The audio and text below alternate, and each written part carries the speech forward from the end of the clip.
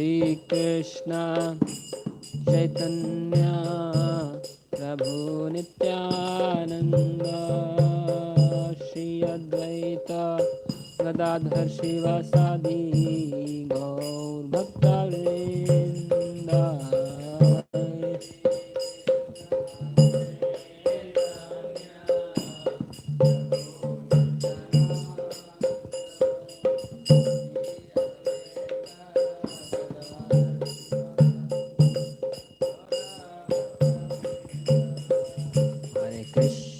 Hare Krishna, Krishna Krishna Hare Hare, Hare Rama, Hare Rama, Rama Rama, Hare Hare, Hare Krishna, Krishna Krishna Hare Hare, Hare Rama, Hare Rama, Ram Hare Hare, Hare Krishna, Krishna Krishna Hare Hare, Hare Ram, Hare Rama, Rama Ram Hare Hare.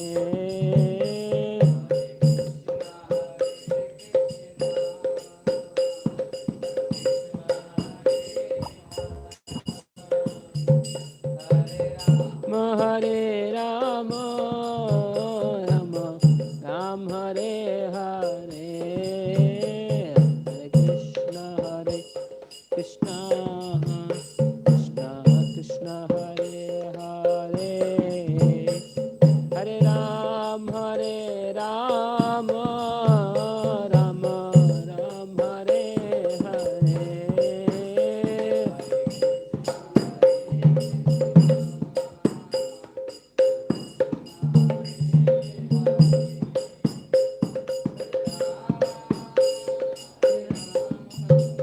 Rama Ram Hare Hare, Hare Krishna, Krishna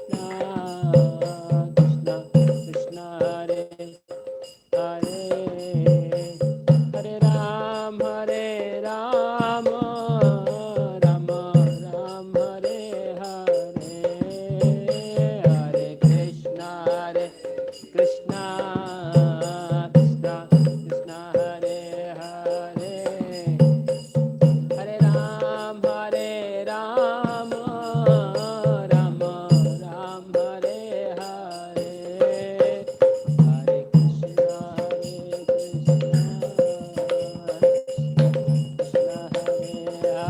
Krishna Hare Hare, Hare Ram, Hare Rama, Rama Ram Hare Hare, Hare Krishna,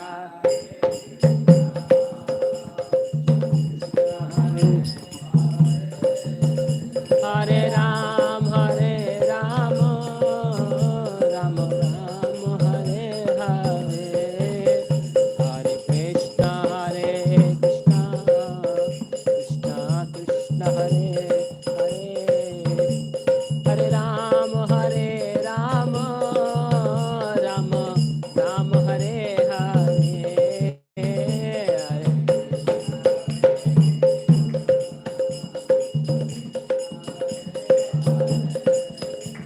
Rama, Hare Rama, Rama Rama Hare Hare,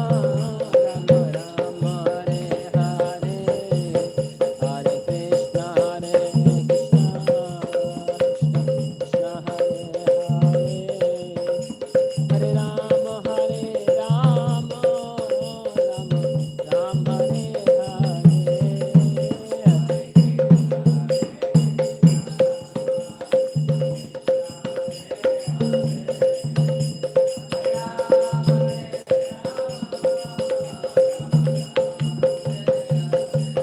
Jai Jaya Prabhupada, Prabhupada, Jaya Jaya Prabhupada.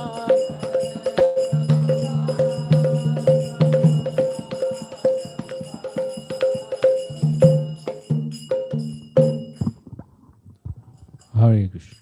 Srila Prabhupada ki jai. Om Jnanatimirandasya Jnananjanashalakaya Chakshurunmilitam Yena Tasmai Shri Gurave Namaha Shri Chaitanya Manobishtam Sthapitam Yena Bhutale Swayam Rupa Kadamayam Dadati Swapadantikam Vandeham Shri Guru Shri Yuta Padakamalam Shri Gurun Vaishnavamscha Shri Rupam Sagrajatam Sahagana Raghunathanvitam Tam Sajivam Sadvaitam Savadutam Parijana Sahitam Krishna Chaitanya Devam Shri Radha Krishna Padan Sahagana Lalita Shri Vishakan Vitamscha Nama Om Vishnu Padaya Krishna Prasthaya Bhutale Srimate Bhakti Vedanta Swamin Niti Namine Namaste Saraswate Deve Gauravani Pracharine Nirvishesha Shunyavadi Pashatya Deshatarine Namo Mahavadanyaya Krishna Prema Pradayate Krishnaya Krishna Chaitanya Namane Gauratvashe Namaha He Krishna Karuna Sindho Deenabandho Jagatpate Gopesha Gopika Kanta Radha Kanta Namostute Tapta Kanchana Gaurangi Radhe Vrindavaneshwari Vrishabhanu Sute Devi Pranamami Hari Priye Vanchakalpatarubhyascha Kripa Sindhubhya eva cha Patitanam Pavanebhyo Vaishnavebhyo Namo Namaha Jai Shri Krishna Chaitanya Prabhu Nityananda Shri Advaita Gadadhar Shivasadi Gaur Bhakta Hare Krishna, Krishna Krishna, Hare Hare, Hare Rama, Rama Rama, Hare Hare. Om Namo Bhagavate Vasudevaya.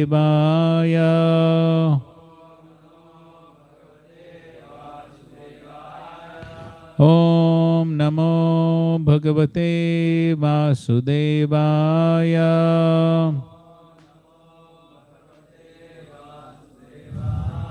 Om Namo Bhagavate Vasudevaya.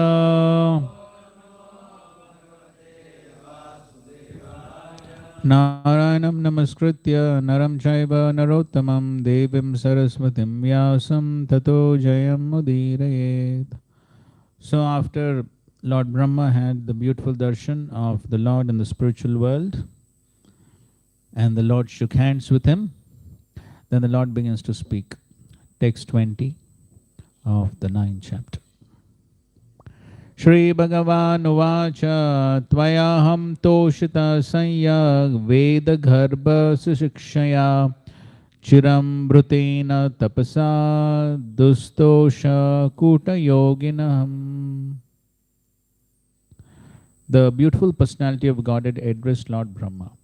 O Brahma, impregnated with the Vedas, I am very much pleased with your long accumulated penance with the desire for creation.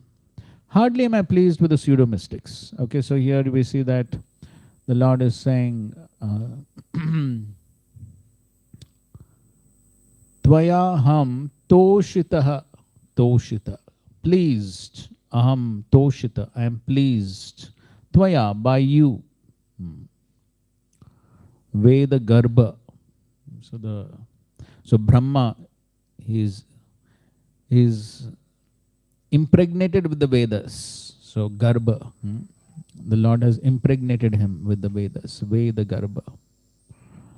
And so he's saying he's pleased with his tapasa. But he's saying dustoshaha. Dustoshaha. I'm not pleased with whom? Kuta yoginam. Those are not really yogis. They are only making a show of yoga. So the Lord is directly telling Brahma, I am very much pleased. Just like he told the Prachetas also. Tushtoham.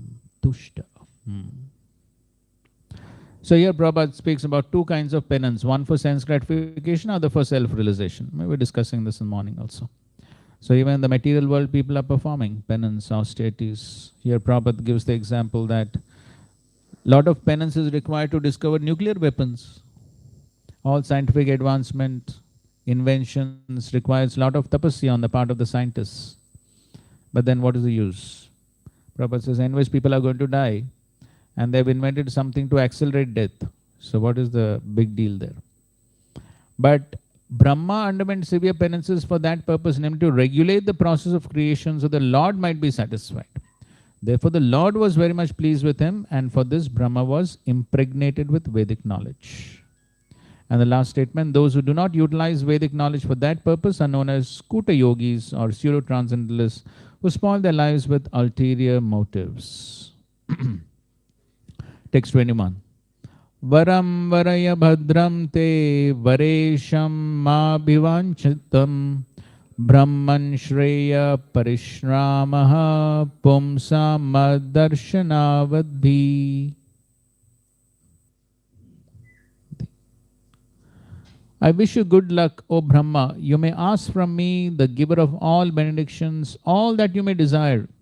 You may know that the ultimate benediction as the result of all penances is to see me by realization.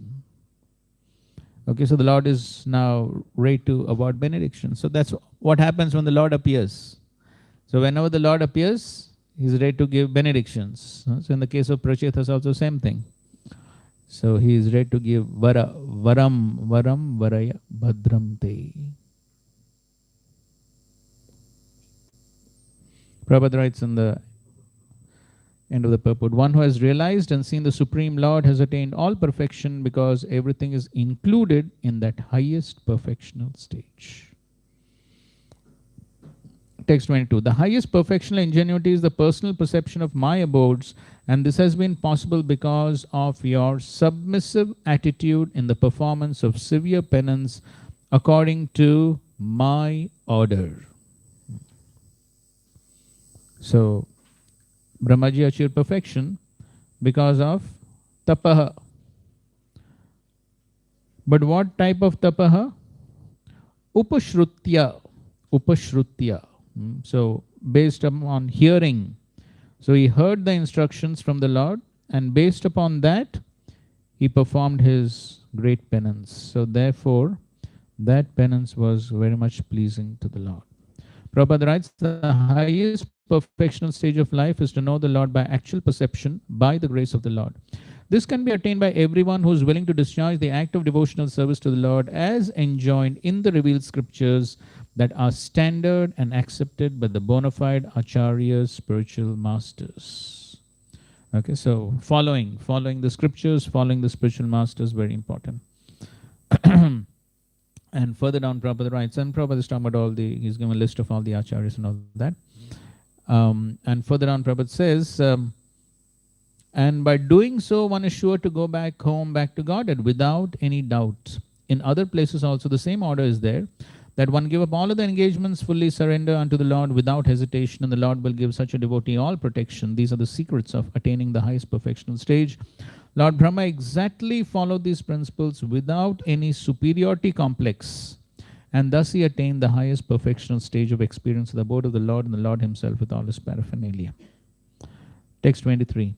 O sinless Brahma, you may know from me that it was I who first ordered you to undergo penance when you were perplexed in your duty. Such penance is my heart and soul, and therefore penance and I are non-different. So in these verses you'll find that the Lord is glorifying penance, austerities, tapasya. So he's saying that the Lord and the penance and I are non-different because that is the order of the Lord. So he's saying that it was I who gave the order. So when Brahma heard those words, tapa, tapa, so he didn't know from where the sound is coming, but he had faith that it is definitely the Lord. Now the Lord himself is saying, yes, I only gave that order.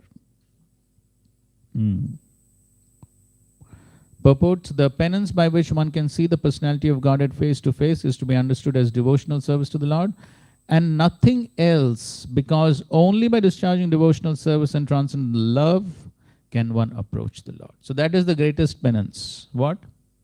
Bhakti. So bhakti is the ultimate penance, tapasya. But what type of bhakti? In transcendental love. Bhakti in transcendental love. In the 6 characteristics of pure devotional service, what is the 6th one? Shri Krishna Akarshani. So pure devotional service attracts even Krishna. Though Krishna is attractive to everyone, but Krishna is attracted by pure devotional service.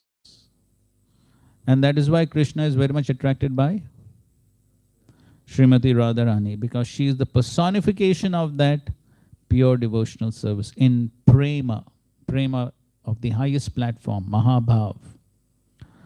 So such penance is the internal potency of the Lord and is non-different from him. Internal potency is Srimati Radharani, right? Yes.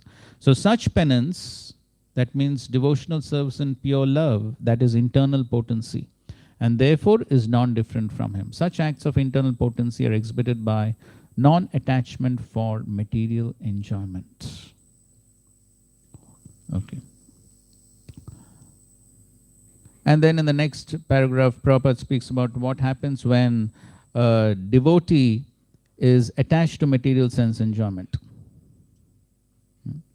So there are those famous verses in the Chaitanya Charitamrita said that if someone sincerely wants to see the Lord and at the same time wants to enjoy this material world, he is considered to be a fool only. So those verses come in the Chaitanya Charitamrita where the Lord is saying that if somebody is, what is this?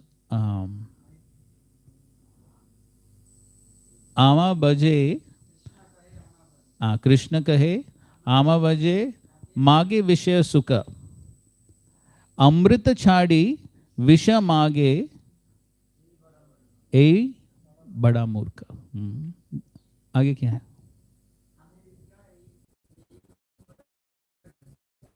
दिबा स्व चन्नामृत दिया विषय भुलाई बा. So Krishna says, I'll give Channamrit and make him forget the sense enjoyment. Now here Prabhupada is explaining how Krishna gives the Channamrit. The Lord favors such a foolish devotee by snatching all that he may possess in the material world. So that is Channamrit. So that is how Krishna gives Channamrit to the foolish devotee, by taking away all his material possessions. If such a foolish devotee of the Lord tries to recoup his position, then the merciful Lord again snatches away all that he may have possessed. So once the Lord snatches, devotee thinks, again I will. By such repeated failure, he becomes very unpopular with his family members. And in the material world, the family members and friends honor persons who are very successful in accumulating wealth by any means. The foolish devotee of the Lord is thus put into forcible penance.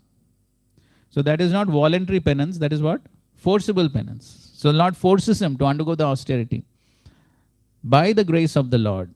And at the end, the devotee becomes perfectly happy being engaged in the service of the Lord.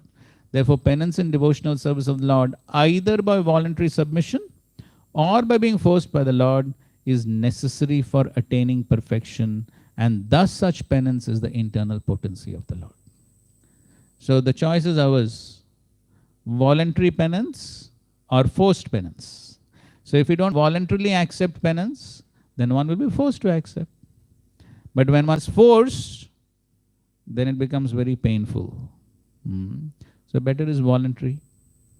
One cannot, however, be engaged in the penance of devotional service without being completely free from all sins. What's the verse from the Bhagavad Gita? Yesham dvandagatam papam jananam punya karmanam te dvanda moha nirmukta. Brahmaji was sinless, and therefore he faithfully discharged the advice of the Lord, tapa tapa, and the Lord, being satisfied with him, awarded him the desired result. Therefore, only love and penance combined can please the Lord. What can please the Lord? Love and penance combined can please the Lord. And thus one is able to attain his complete mercy. He directs the sinless, and the sinless devotee attains the highest perfection of life. Text 24. I create this cosmos by such penance, I maintain it by the same energy, and I withdraw it all by the same energy. Therefore, the potential power is penance only. And this is a nice purport. Please read.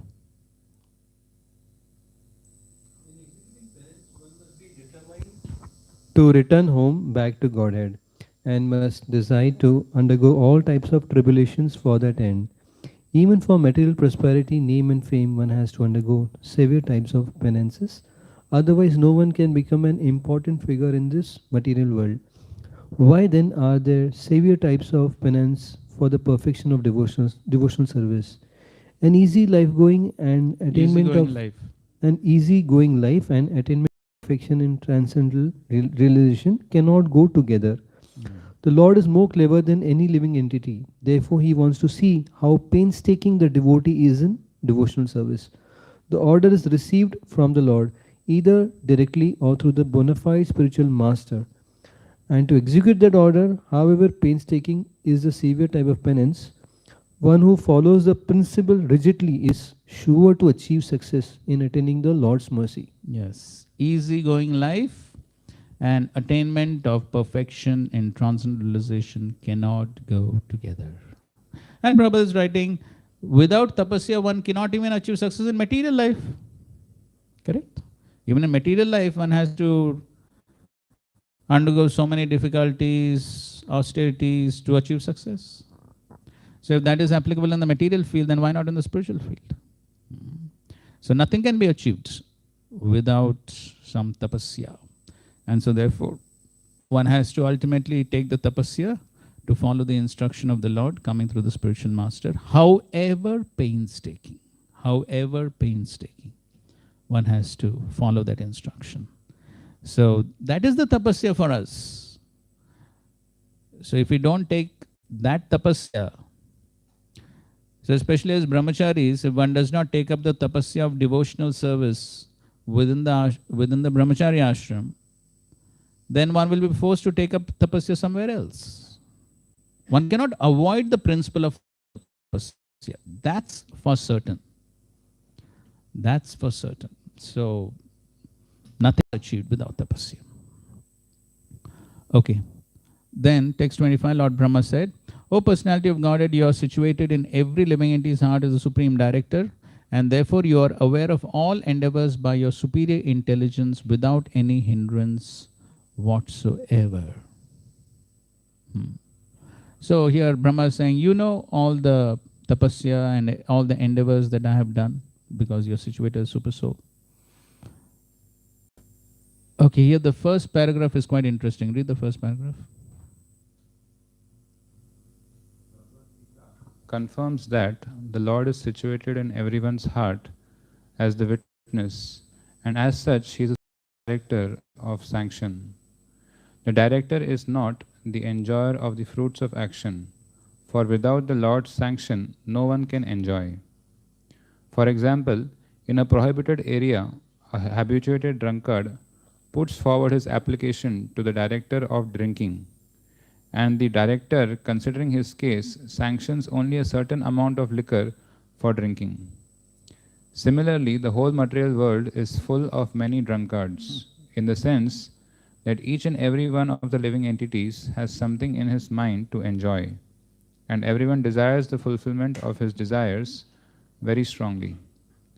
The Almighty Lord, being very kind to the living entity, as the Father is kind to the Son, fulfills the living entity's desire for his childish satisfaction.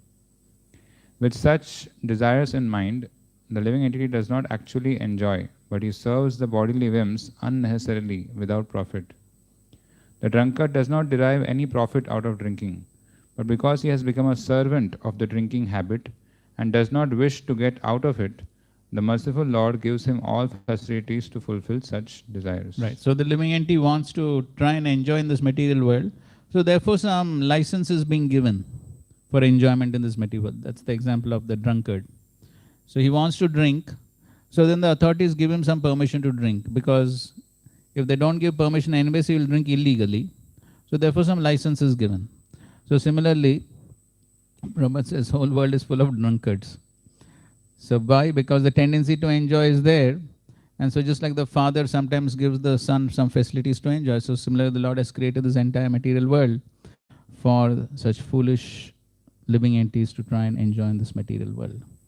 But that does not give any satisfaction to the living entity. There's no profit out of that sense gratification. It's simply misery for him. So therefore, in the next paragraph, Prabhupada says that ultimately one cannot become desireless. No one can banish desires altogether because desiring is a living symptom. Therefore, living conditions and desire go together. Perfection of desires may be achieved when one desires to serve the Lord, and the Lord also desires that every living entity banish all personal desires and cooperate with his desires. 26. In spite of that, my Lord, I am praying to you to kindly fulfill my desire. May I please be informed how, in spite of your transcendental form, you assume the mundane form, although you have no such form at all. So now, Brahma is asking 4 questions. Okay, so the Lord is ready to give any benediction. So in reply to that, Brahma is asking 4 questions. This is the first question. The first question is about the various forms of the Lord. Mundane forms and spiritual forms. Text 27 is the second question. And please inform me how you by your own self manifest different energies for annihilation, generation, acceptance and maintenance by combination and permutation.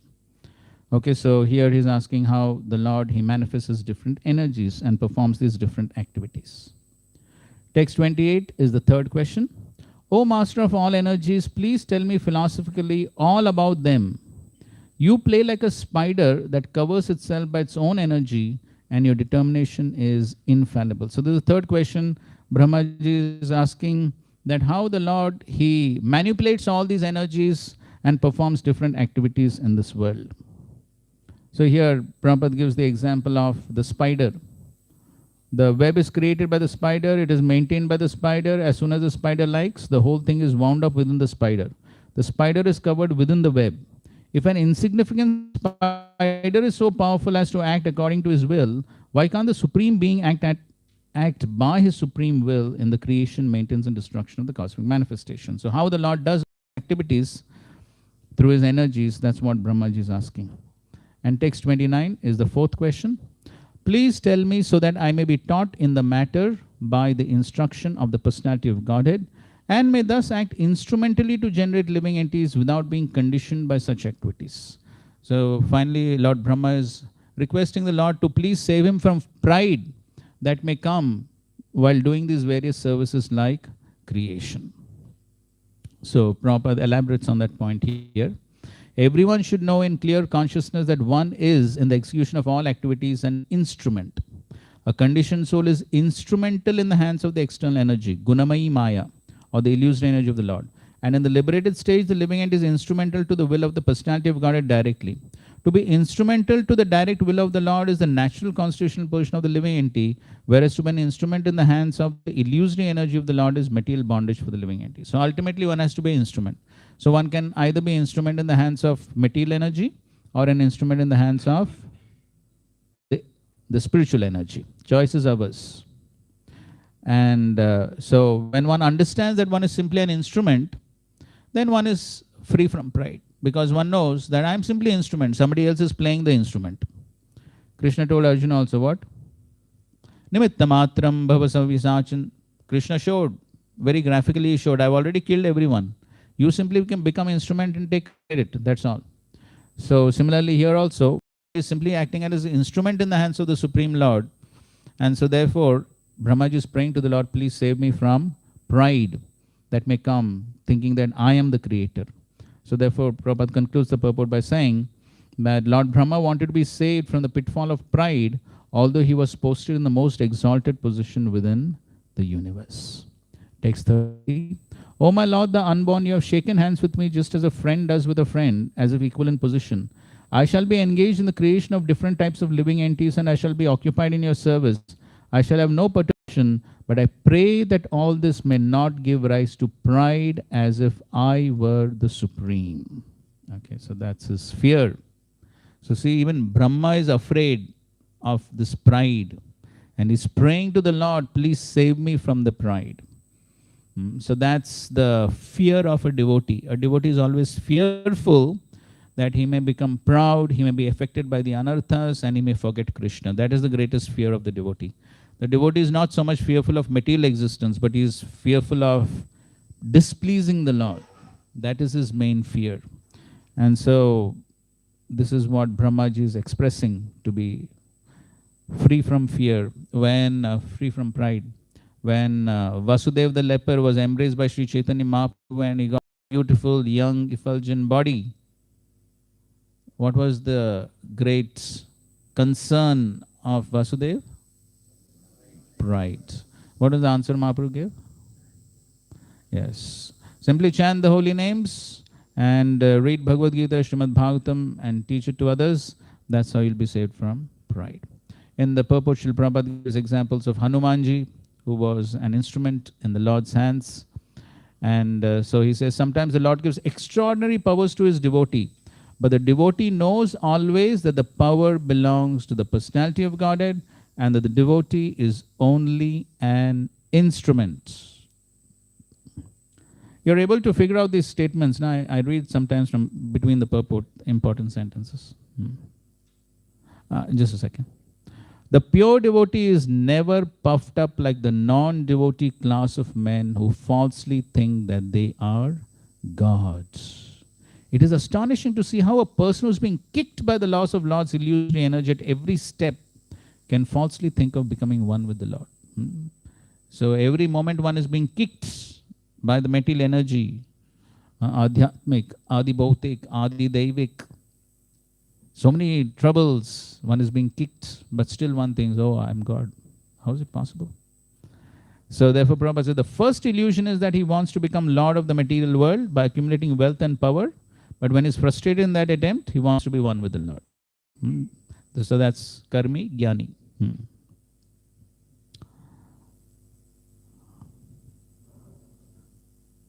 So, the last paragraph. Devotees of the Lord are engaged in the specific duty offered by the Lord, and such duties are successfully carried out without hindrance because they are ordained by the Lord. The credit of success goes not to the doer, but to the Lord. But persons with a poor fund of knowledge take the credit of success into their own accounts and give nothing to the credit of the Lord. That is the symptom of the non-devotee class of men. So one always has to give credit to the Lord for whatever happens and never think oneself to be the doer. Okay, Pawan Putpur, something. Okay, we'll come to that. We'll come to that.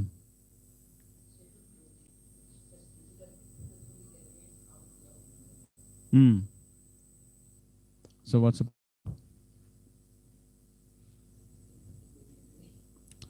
Yes, it doesn't happen easily. Nothing happens easily. But then, to the degree one is surrendered to the Lord, then to that degree it will be carried out without hindrance.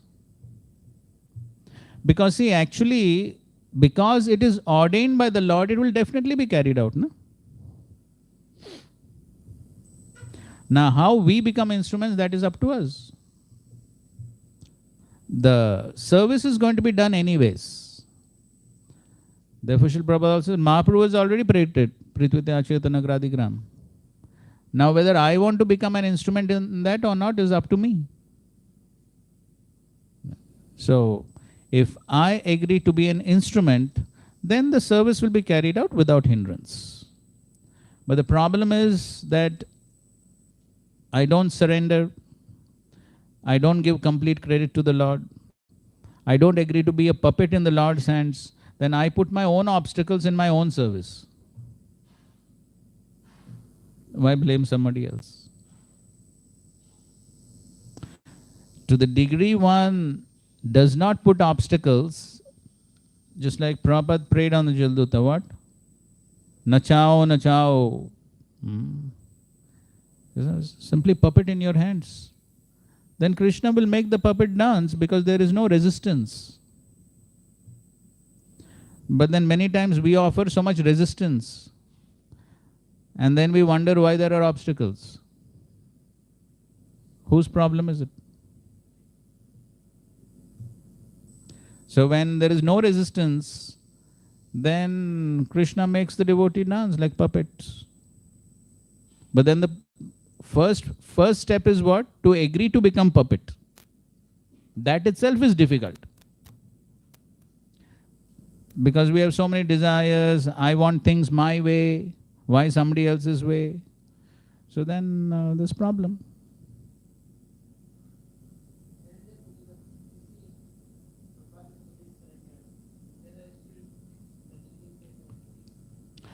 Challenges are always there, but the challenges which the Lord puts in the life of a devotee are simply meant to glorify the devotee. That is also the Lord's plan. So because the obstacles are there, and the Lord shows how the devotee, in spite of the obstacles, continues on in the practice of devotional service. That is what the Lord shows through all his pure devotees, correct? Whether it is the Pandavas, Prahlad Maharaj, who else? Is Prabhupada. You take any example. Which example of pure devotee is there who did not go through difficulties? Is there any such example? No. Because they went through those difficulties without giving up devotional service, therefore they are glorified. And that is what the Lord wants to show, the quality of pure devotional service. All right?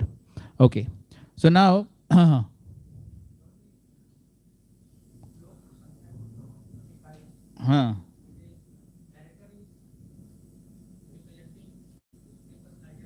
correct. Right. So the director, he is only giving sanction. Who wants fruits? Just like Prabhupada is giving the example of the drunkard, correct? So who wants to drink? The drunkard wants to drink. So then he wants permission for his drinking. So it's not that the director wants to drink, correct? Director does not want to drink, the drunkard wants to drink. So, but he needs permission from the director. So he goes to the director for permission. And then the director gives him permission to drink. License. So then the drunkard drinks. And after drinking, who has to face the effects? The drunkard only has to face the effects. So director only gives sanction. The fruits, the results, whether it is enjoyment or suffering, who gets?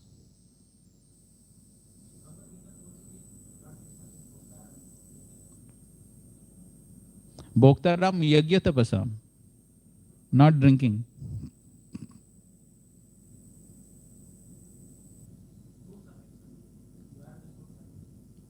Yes. So when the action is yajna, then Krishna enjoys. When the action is not yajna, then the person wants the fruits for himself. Then it is not yajna. What is the meaning of yajna? Yajnartat karmano anyatra lokoyam karma bandhana. So when it is yajna, that means the activity when is performed for Krishna's satisfaction, that is called yajna, correct? Yes. So when it is performed for Krishna's satisfaction, then the person, he gives the fruits to Krishna, then Krishna becomes the bhokta. But if it is simply for sense gratification, the person has performed activity for sense gratification, that means he's not giving the fruits to Krishna, right? He simply wants the fruits for himself. That is called sense gratification. But he cannot enjoy unless he gets sanction. Even a person wants to do sense gratification, he cannot do unless he gets sanction, correct? So that's the example Prabhupada is giving. So he's talking about a person, the drunkard. Therefore Prabhupada is saying in this material world everyone is drunkard. That means what? Sense gratification. So in sense gratification the person wants fruits for himself. But he cannot enjoy sense gratification unless he gets sanction. So therefore he has to go to the director to get sanction. Upadrashna Anumanta. So Krishna as Paramatma gives sanction. The person, he does his sense gratification business, but the result of that sense gratification business, who has to suffer or enjoy? Exactly. He doesn't require our enjoyment. He does not require our fruits or our activities. He does not require. He's Atmaram. He doesn't require anything. But then when we offer it to him willingly with love, then he accepts. Then he becomes Bhokta. But when the jiva does not offer to the Lord with love, then he doesn't require. But at the same time, because he knows that the jiva cannot enjoy without his sanction, so therefore he gives sanction.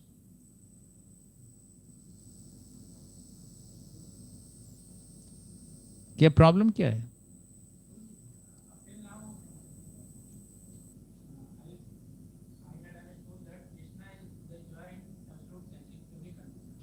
Correct.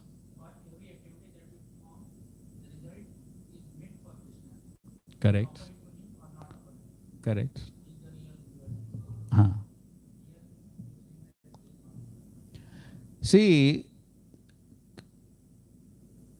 so suppose somebody does an activity to please Krishna, then Krishna is happy with that.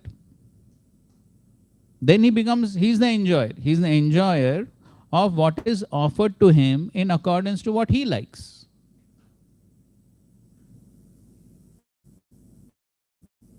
But if somebody is doing an activity which he does not like, then how will he enjoy?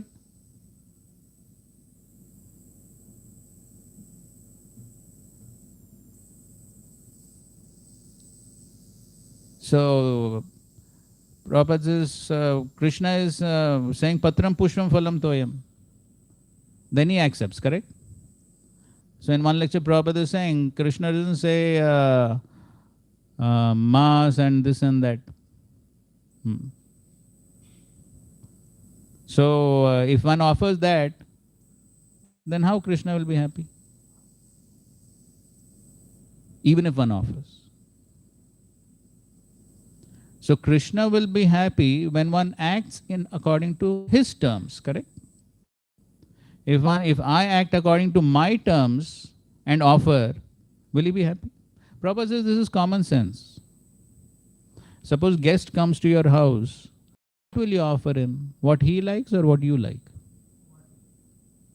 Then he will be enjoyer, correct? Then he will enjoy. So similarly, you want to please the Lord, you want to make him enjoy, then you give something by which he will enjoy. So if I don't offer what he likes, how we will enjoy?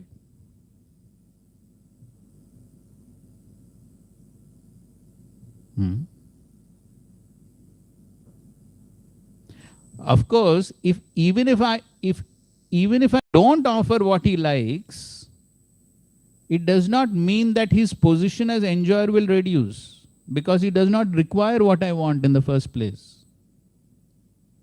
Therefore, he is always the enjoyer. He is happy. He is always happy. If I don't offer what he likes, does it mean his enjoyment is going to reduce? No, he's not dependent on my offering in the first place. But at the same time, if the jiva offers what he likes, then Krishna is pleased, because that is for the benefit of whose benefit? The jiva. So Krishna is not dependent on my offering. So this point has to be clear. So it's therefore Prabhupada, so many lectures Prabhupada says, it's not that Krishna wants my service.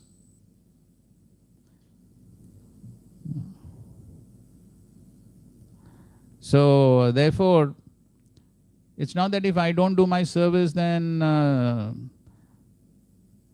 this temple will close down. No. Services will go on. Krishna has enough people to serve him. No problem. So his enjoyment will go on. There will be no hindrances in his enjoyment. Okay? Therefore, one has to understand that it is for my benefit that I need to offer. Then Krishna will be... So he is Bhokta. He is always Bhokta only. But then it's up to me to cooperate with his enjoyment. We read yesterday, no?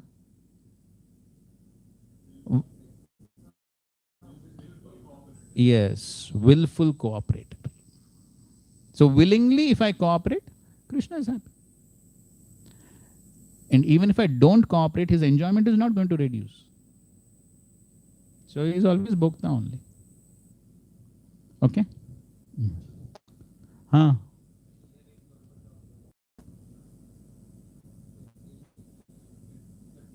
Huh? Prabhuji is saying that factually Lord Brahma does not create the living entity, but he gives the just shape.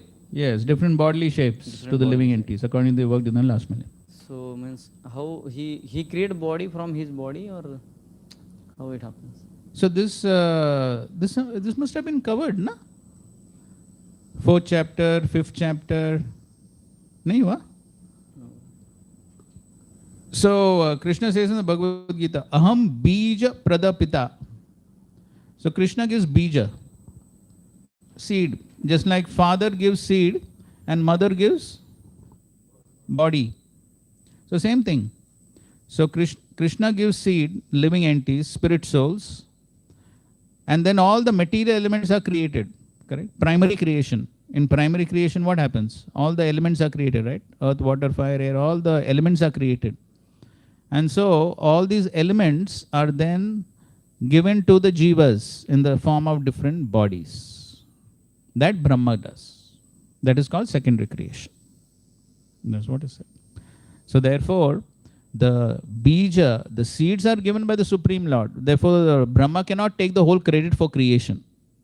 So in fact, the Brahma doesn't do anything. He simply does assembly. Bija is coming from Lord, and material nature from the Mahatattva, all the material ingredients are coming. So what Brahma does? Assembly, according to their past karma. That's all. Okay? Okay, na? Okay, one last question. We have to proceed. Aditya Rampro's question. So I was thinking that, as you mentioned, that enjoyer means what he likes, and then we serve him according to his interests. So then, what's the meaning of Yat Karoshi Yad Asnasi? In the sense that whatever you do it as an offering. So in the sense that shloka doesn't say that whatever Krishna likes, you do that. No, whatever I like, but I make as an offering to Krishna. So how to reconcile that? So Prabhupada tells in one lecture, you may have heard this.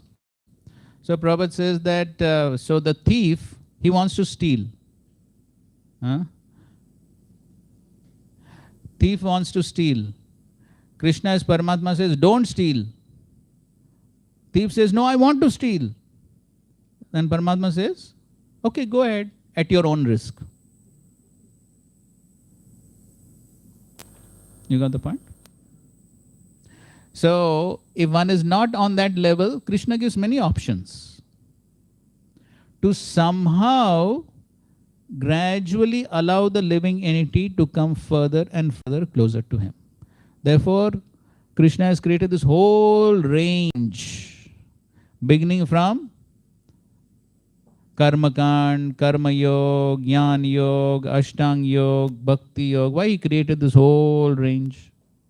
He could have directly said, no, only Bhakti. Why this whole range? Different levels. So everyone is being given a chance to somehow, everyone is being given a chance to somehow make progress. Right? Later. So now we are going to verse number 31, which is a prelude to the Chatushloki. And in this verse itself, all the four Chatushloki verses are put in this verse. Shri Bhagavan Uvacha Jnanam Paramaguhyam Me Yad Vijnana Samanvitam Sarahasyam Tadangam Cha Grihana Gaditam Maya.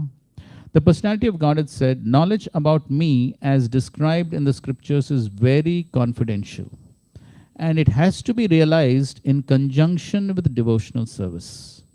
The necessary paraphernalia for that process is being explained by me. You may take it up carefully. So here in the purport, Srila Prabhupada summarizes the 4 questions which Brahmaji asked. You can see that. 4 questions. First one is, what are the forms of the Lord both in matter and in transcendence? Second is, how are the different energies of the Lord working? Third is, how does the Lord play with his different energies? So the second question is how the energies themselves are working. And the third question is, how does the Lord he play around? How does he make them work? How does he orchestrate them in accordance to his plan for his pastimes? Okay.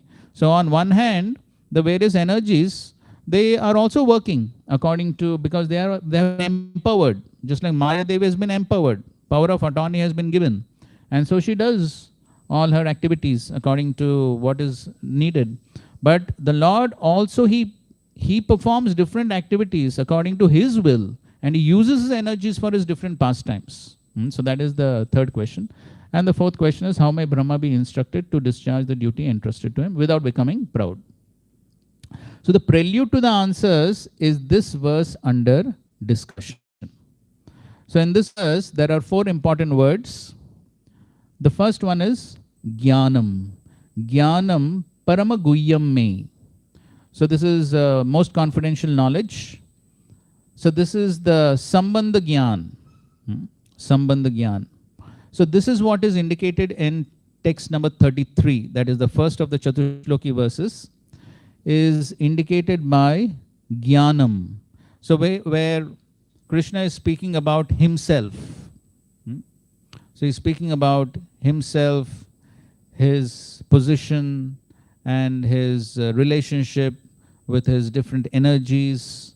So this is Jnanam, which is very confidential. The next word is Vijnana. Vijnana. Prabhupada translates Vijnana as realization.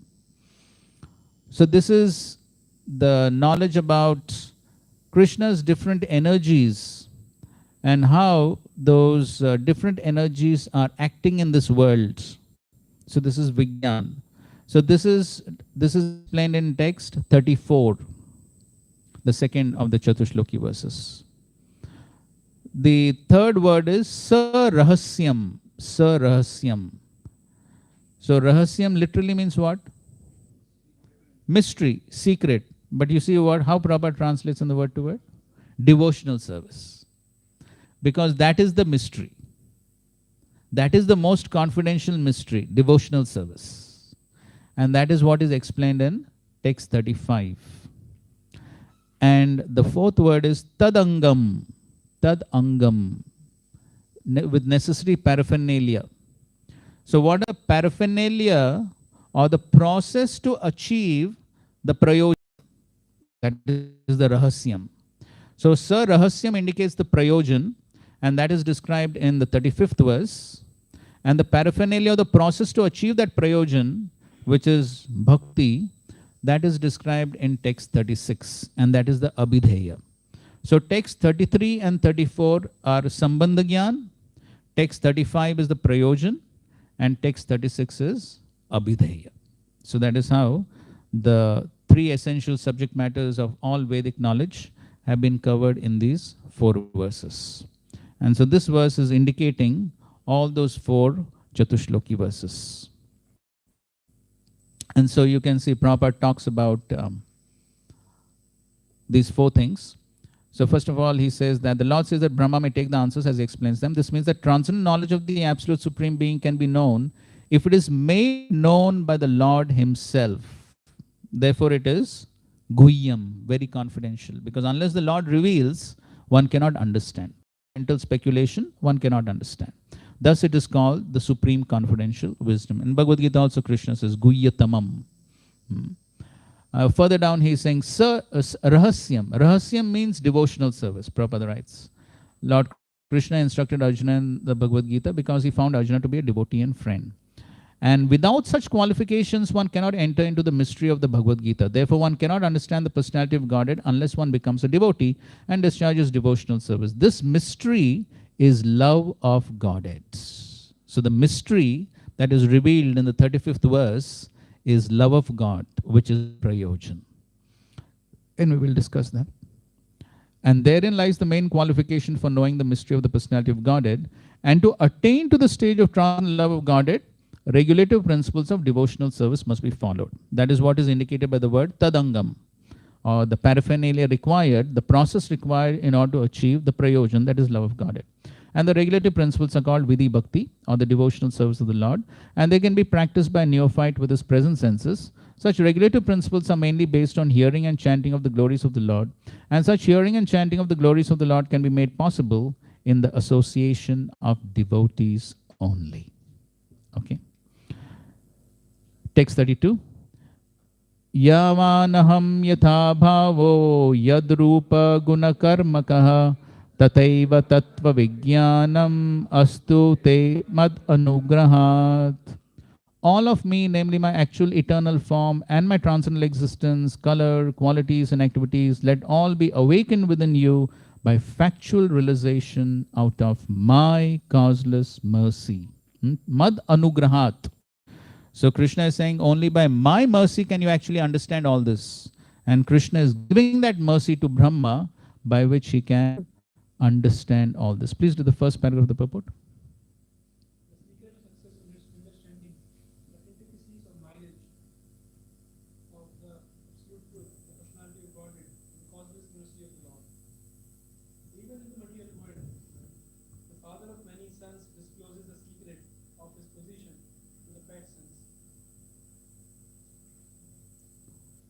The Father discloses the confidence unto the Son, whom he thinks worthy. An important man in the social order can be known by his mercy only. Similarly, one must be very dear to the Lord in order to know the Lord. The Lord is unlimited. No one can know him completely. But one's advancement in the transcendental loving service of the Lord can make eligible to know the Lord. Here we can see that the Lord is sufficiently pleased with Brahmaji, and therefore he offers his causeless mercy to him, so that Brahmaji may have the factual realization of the Lord by his mercy only. Okay, so Prabhupada gave this example many times. So the father discloses confidential things, secrets, only to a son who is surrendered to him, who is obedient. Only to such son he discloses. So similarly, the Lord will disclose this very confidential knowledge about himself only to one who is surrendered.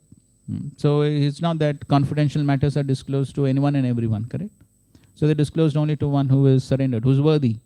And so therefore, when one becomes qualified with the practice of devotional service, then the Lord reveals. And in the next paragraph, he says, one can know the supreme truth if one has unflinching faith in the bona fide spiritual master as well as in the Lord. Yasya deve parabhaktir yatha devita. So such a faithful person, even though illiterate in the mundane sense, can know the Lord automatically by the mercy of the Lord. And then Prabhupada is talking about form, since here the verse is specifically beginning with Yad Rupa Guna Karmaka Rupa. So Srila Prabhupada is speaking about Rupa further down.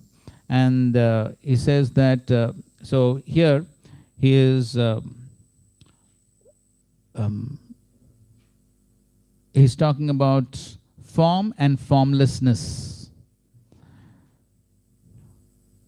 The mundane wranglers make mundane conceptions of the form of the Lord. It is said in the revealed scripture, the Lord has no mundane form. Therefore, persons with poor fund of knowledge conclude that he must be formless.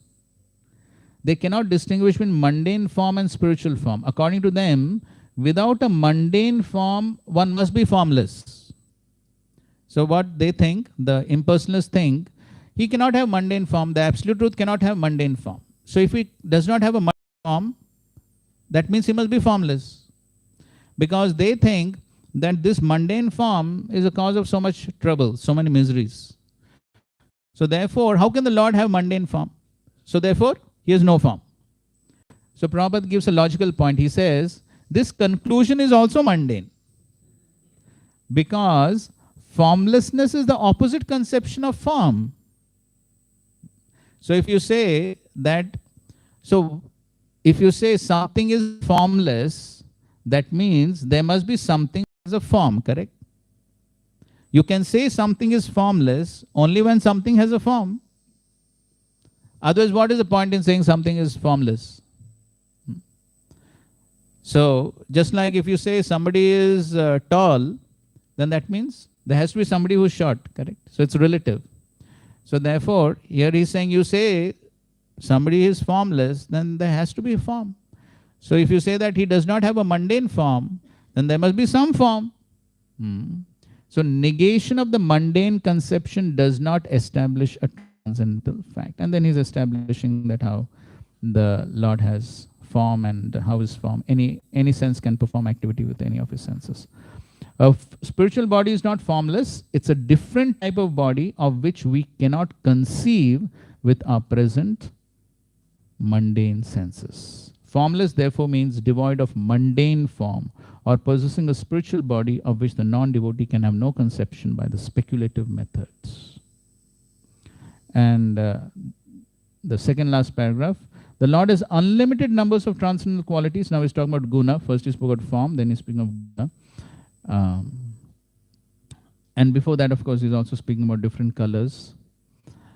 The Lord has unlimited numbers of transcendental qualities, and one of them is his affection for his unalloyed devotees. And then he's speaking about Govardhan Leela and all that for protecting his devotees. Okay. Later, please.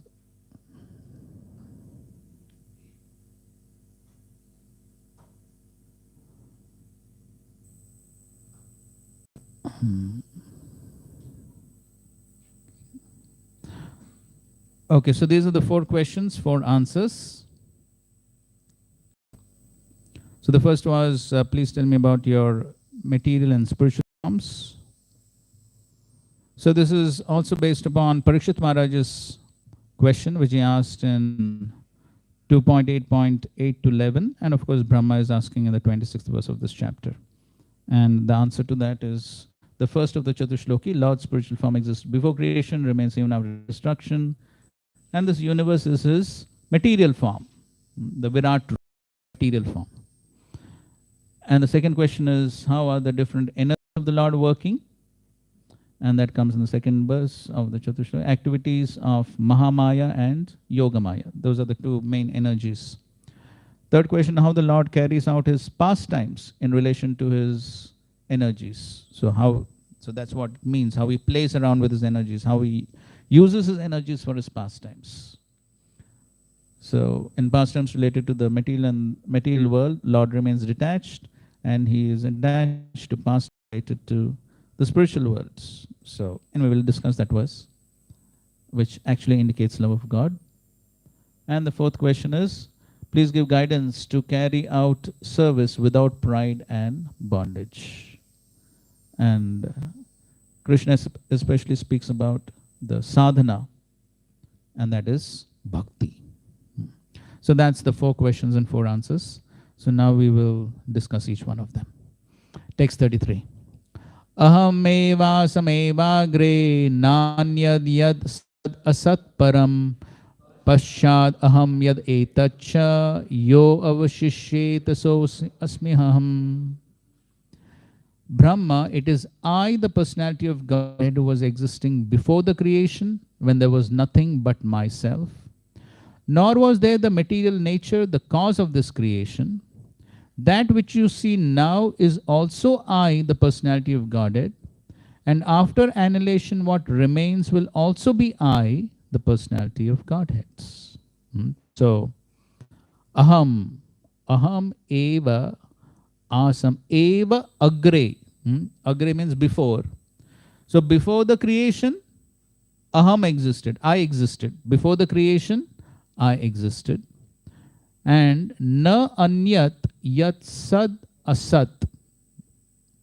So at that time, sad asat also was not there. Sat asat. Asat means cause, and sat means the effect. So cause of the material creation is the Mahat Tattva, and the effect is the material creation. Correct? The cause of the creation is the Mahat Tattva, and what is the effect of the Mahat Tattva? The material creation. So here Krishna is saying that I existed before both this cause and effect. I existed before both this Mahat Tattva, material creation. Before all of them existed, I existed. And then Pashad Aham, at the end, after dissolution of the entire material creation, I will continue to exist. Pashad Aham Yat Etacha. And then Avashishyeta, after the entire dissolution, at the end what remains is also Aham. So therefore, before the creation, during the creation, after the creation, the only one thing that always remains is, yes, the Supreme Personality of Godhead. He's always present. So everything else can change in this world, but the eternal truth, the Supreme Personality of Godhead, always remains. So there are so many ways the verse can be misinterpreted by the impersonalists, because it's all so much of play of words is there. Aham, aham, aham. So somebody can easily play around with all these words and prove impersonalism through this verse. And so we find that Srila Prabhupada gives elaborate commentary, and the main focus of the entire commentary is preaching application. How to defeat impersonalism. That is the main focus of the entire commentary. So we will see various points one by one. And so the verses, all these 4 verses are very important both for personal application as well as preaching application. So we will go through the various parts of the purport systematically. Now the first point that Srila Prabhupada is establishing,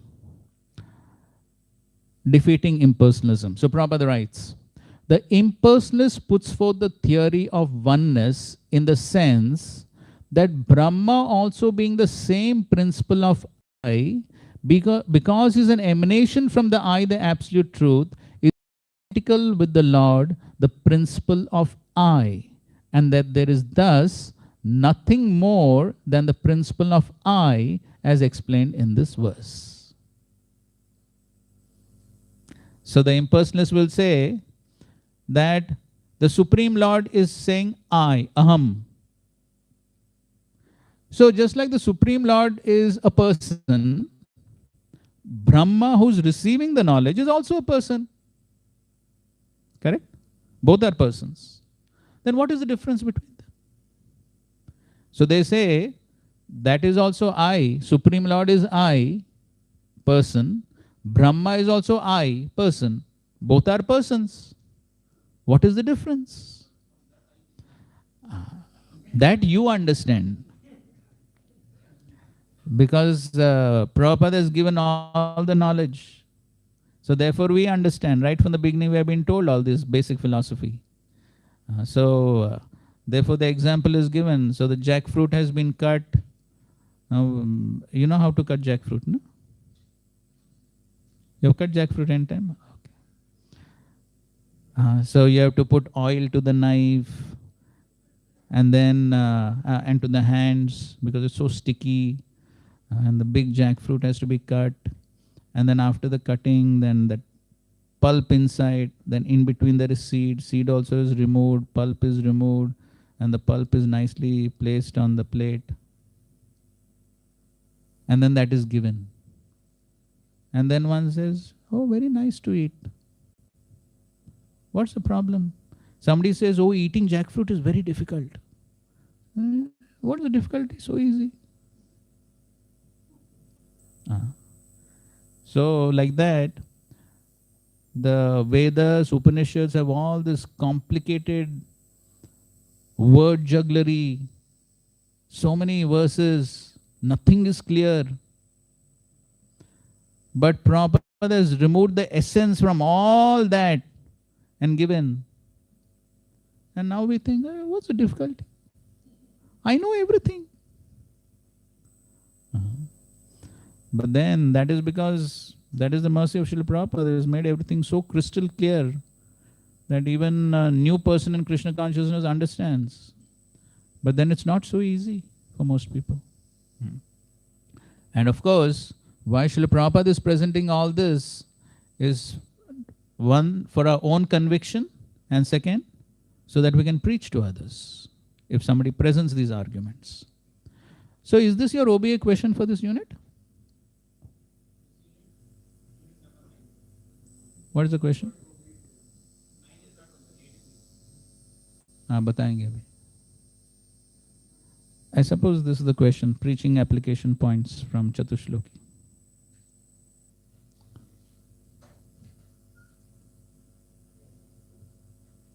हाँ? थोड़ा mic में बोलो. So that if you know the prayojan, then more attention is there. Unit 9, chapter number 9, question number 4. Draw the points of philosophical significance from Chatushloki Bhagavatam and discuss their relevance for preaching Krishna consciousness. Give reference from 2.9.33 to 36 and appropriate verse from Bhagavad Gita in your response. Right. Okay. So now we will. So we are going to analyze these purports point by point, and especially from the viewpoint of preaching. And of course, we'll also see the personal application points. So this is the first point. We are numbering the points. One by one we are telling you. So your answer is ready. So this is the first point of preaching application. So the argument of the impersonalist is what? Krishna is I, Brahma is I, both are persons. What is the difference? That is the impersonalist argument. Now what is Prabhupada's argument? Accepting the argument of the impersonalist, it is to be admitted that the Lord is the creator I and Brahma is the created I. Therefore, there's a difference between the two I's, namely the predominator and the predominated. So both are I's, both are persons, but one is creator, other is created, one is predominator, other is predominated. And then Prabhupada quotes the verse, Nityo Nityanam Chetanas Chetananam Eko Bahunam Yo Vidadati Kaman. And then immediately Prabhupada gives a beautiful analogy to explain that. The father creates or begets a son, and the son also creates many other sons. And all of them may be one as human beings, but at the same time from the father, the son and the grandsons are all different. So all are human beings, but still father is father, son is son. One cannot say everyone is same. The son cannot take the place of the father, nor can the grandsons. Simultaneously, the father, the son, and the grandson are one and different also. As human beings, they are one, but as relativities, they are different. Okay. So there's oneness and difference. So the same principle applies even in the relationship between Jiva and the Supreme Lord. Simultaneous oneness and difference. One in quality, difference in quantity. So this is the first point.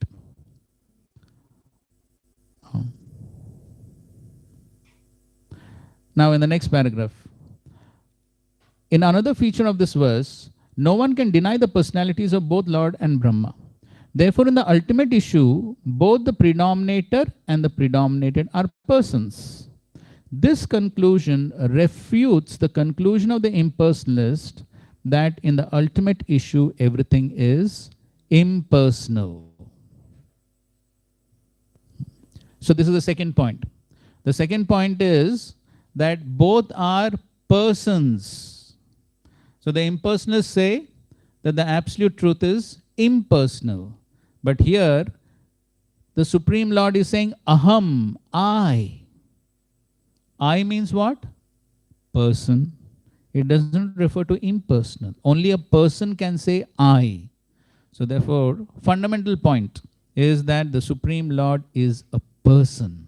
And so therefore, it refutes the impersonal conception or misconception that the absolute truth is impersonal.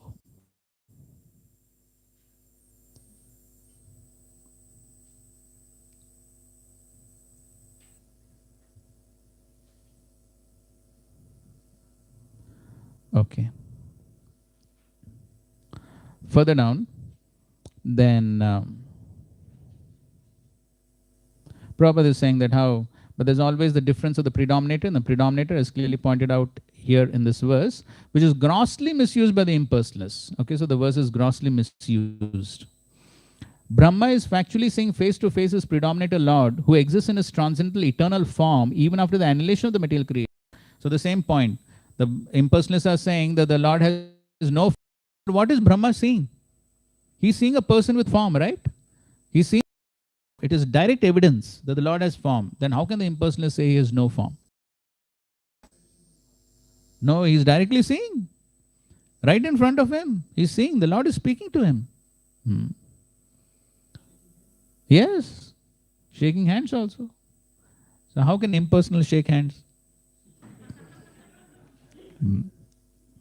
So therefore, the form of the Lord exists in all circumstances of creation, maintenance, and annihilation. And then he says how even Shankaracharya has accepted that. Okay. Now third point. The third point is, now here what the Lord is saying, before the creation, only I existed. Aham eva. Eva means only. Only I existed. So that means somebody may say, oh, the Lord was alone. Before the creation, Lord was alone. Bichar akele the. Koi nahi tha. So then the impersonalist will say, how can any person be alone? So no one can be alone. Just like a well. Even if he's in the darkest region of the forest, mobile has to be there. So no one can be alone. So then the impersonalist will say, because here Lord is saying he was alone. No one can be alone. So therefore, he cannot be a person. Because a person cannot be alone, correct? Therefore, he has to be impersonal. Good logic, correct?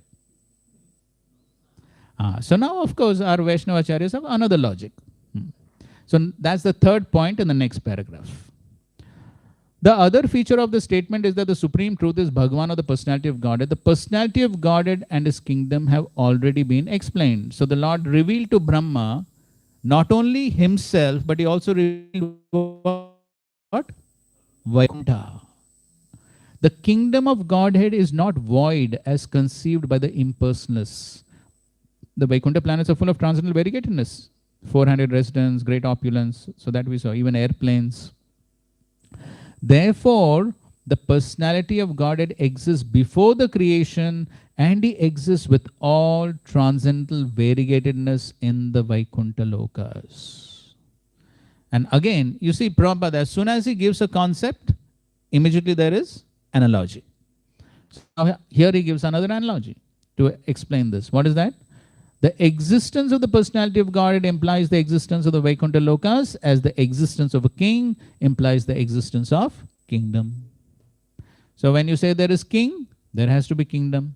When you say king is coming, king never comes alone. He comes with all his ministers and armies and everything.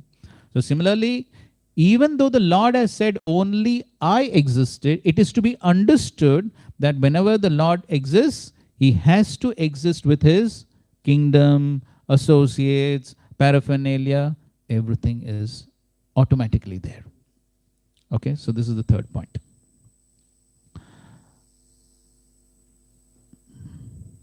And then Srila Prabhupada gives various Shastric references to explain these points, that how the Lord always existed. So we're not going through all the references, you can read them, but you can see all these references from the Srimad Bhagavatam, he's giving references, and also from other places like Skanda Puran and all these places.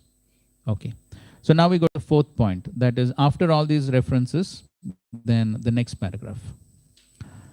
The impersonalist adduces no activity in the Supreme, but in this discussion between Brahma and the Supreme Personality of Godhead, the Lord is said to have activities also, as he has his form and quality.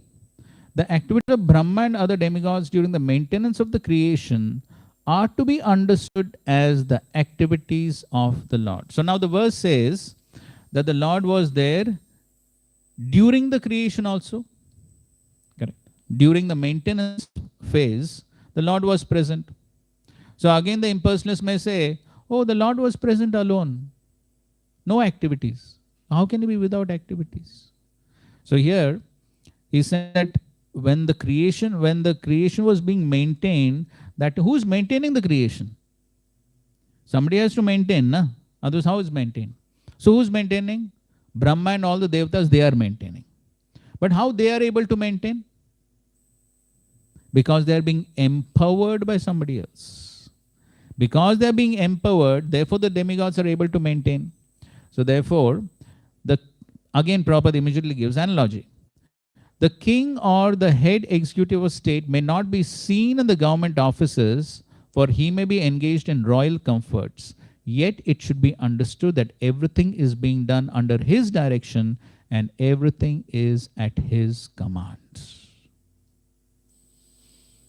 So somebody may say, even now, this entire universe is being maintained.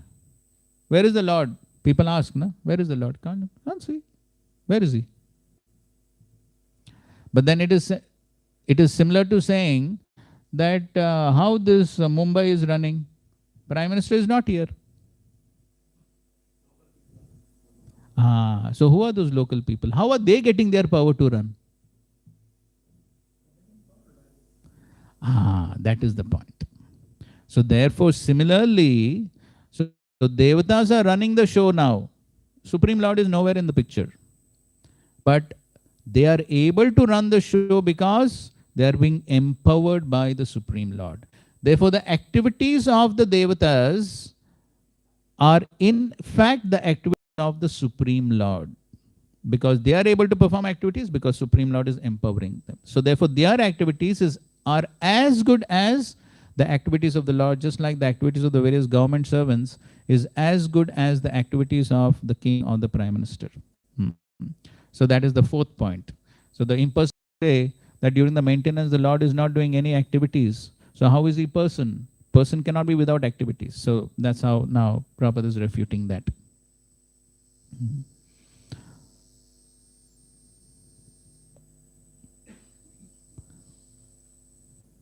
So Prabhupada is further explained. In the material world, he may not be visible in his personal form to the less intelligent class of men, and therefore he may sometimes be called formless, but actually he is always in his eternal form in his Vaikuntha planets, as well as in other planets of the universe as different incarnations.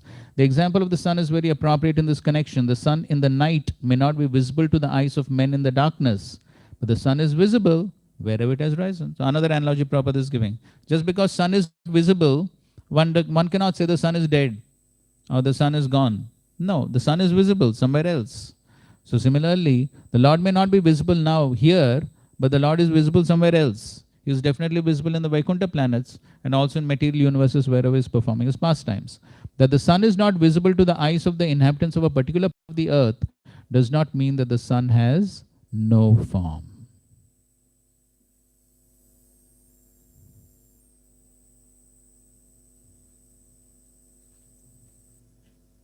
Okay. Now, the next point that he's explaining is, so sometimes it is said that the impersonal Brahman is the cause of everything. So even in the Shastra it is sometimes explained that it is basically the impersonal Brahman that is the cause of creation. So now Prabhupada refutes that in the next paragraph.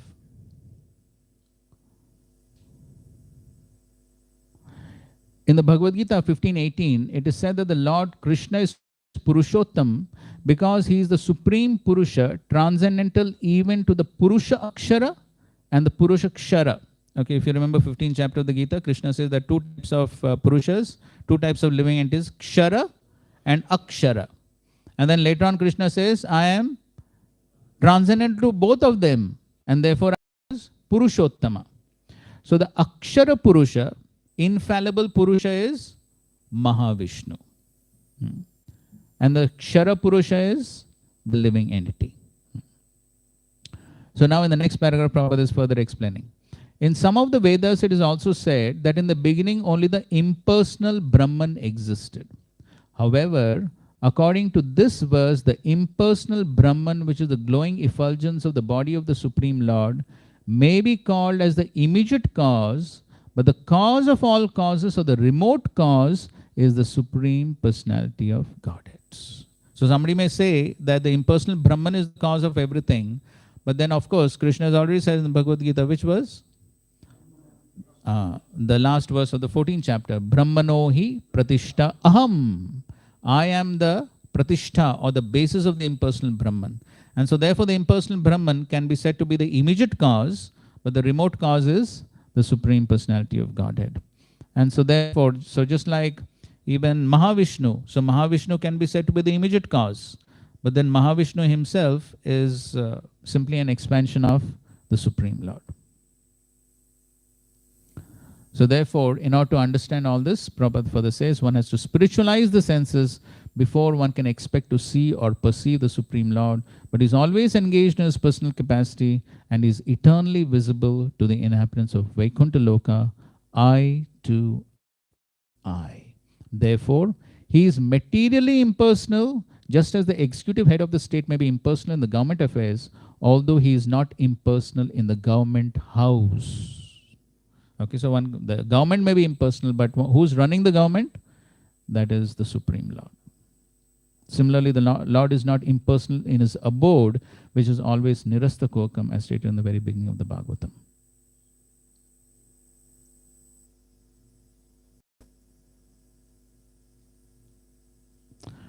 Okay. So now, another point Prabhupada raises is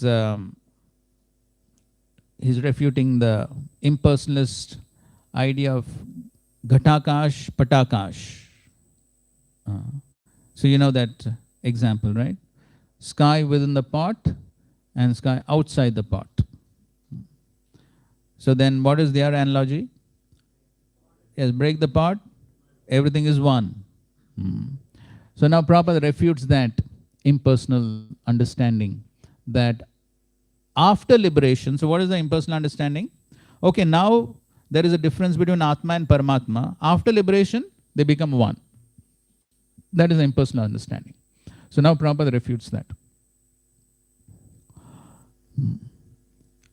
Therefore, in all ways, the confidential... Okay, before that, this personality of God is very emphatically explained in Bhagavad Gita in connection with the verse Brahmanohi Pratishtaham. Therefore, in all ways, the confidential part of his personal, in the confidential part of spiritual knowledge, is realization of the personality of Godhead and not his impersonal Brahman feature. One should therefore have his ultimate aim of realization not in the impersonal feature, but in the personal feature of the absolute truth. The example of the sky within the pot and the sky outside the pot may be helpful to the student for his realization of the all-pervading quality of the cosmic consciousness of the absolute truth. But that does not mean that the individual part and parcel of the Lord becomes the supreme by a false claim. It means that only the conditioned soul is a victim of the illusory energy in a last snare. To claim to be one with the cosmic consciousness of the Lord is the last trap set by the illusory energy or Deva Maya. Even in the impersonal existence of the Lord, as it is in the material creation, one should aspire for personal realization of the Lord, and that is the meaning of Pashad aham yad etacha yo avashishyeta so asmi aham. So therefore, Prabhupada is saying that it is only by the influence of the illusory energy one thinks that the soul ever becomes the super soul. That is also the influence of the illusory energy. Otherwise, that is just not possible, because the soul is always subordinate to the Supreme Soul. And that is also the reference is Bhagavad Gita, Kshara Akshara.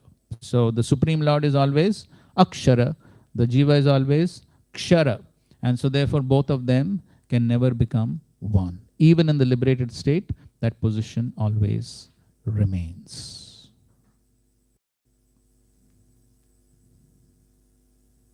So therefore, Towards the end of the purport, Prabhupada says, the demigods like Brahma, Vishnu, Maheshwar, Indra, Chandra, Varuna are undoubtedly different forms of the Lord for execution of different functions. The different elemental ingredients of material creation as well as the multifarious energies also may be of the same personality of Godhead, but the root of all of them is the supreme personality of Godhead, Shri Krishna. One should be attached to the root of everything rather than bewildered by the branches and leaves. That is the instruction given in this verse. So these are the various points that Srila Prabhupada is establishing. Most of the points for preaching application, and of course for personal application, we are by understanding the position of the Supreme Lord. As Prabhupada writes in Bhagavad Gita purports, when one understands the supreme position of the Supreme Lord, one has no other option but to surrender. So when one knows how the Supreme Lord is always present, before the creation, during the creation, after the creation, He is always present. He is eternal. He is in full control. Then when one understands all these facts, as Krishna says, again, Chatushloki Bhagavad Gita, very similar, Chatushloki Bhagavad Gita. First verse of Chatushloki Bhagavad Gita is what? Am sarvasya prabhavo matta sarvam pravat iti matva bhajante mam buddha bhava samanvitaha. So that will be the result. If one understands these philosophical truths, then one will automatically surrender to the Supreme Lord. One will understand that how the Supreme Lord is eternal, the spiritual abode is eternal, and as we were discussing yesterday also, then one will not take material existence so seriously. Material creation, material existence, our difficulties, our challenges in the material world, one will not take all these very seriously because one knows there is Sanatan Dham, the spiritual abodes, which is our ultimate goal, not to try to remain here and create adjustments to become happy. So when one understands all these truths, then personally also one can be relieved of all the anxieties of material existence and be fixed in the goal to achieve the worlds. Okay, we'll take only one question and then we're proceeding.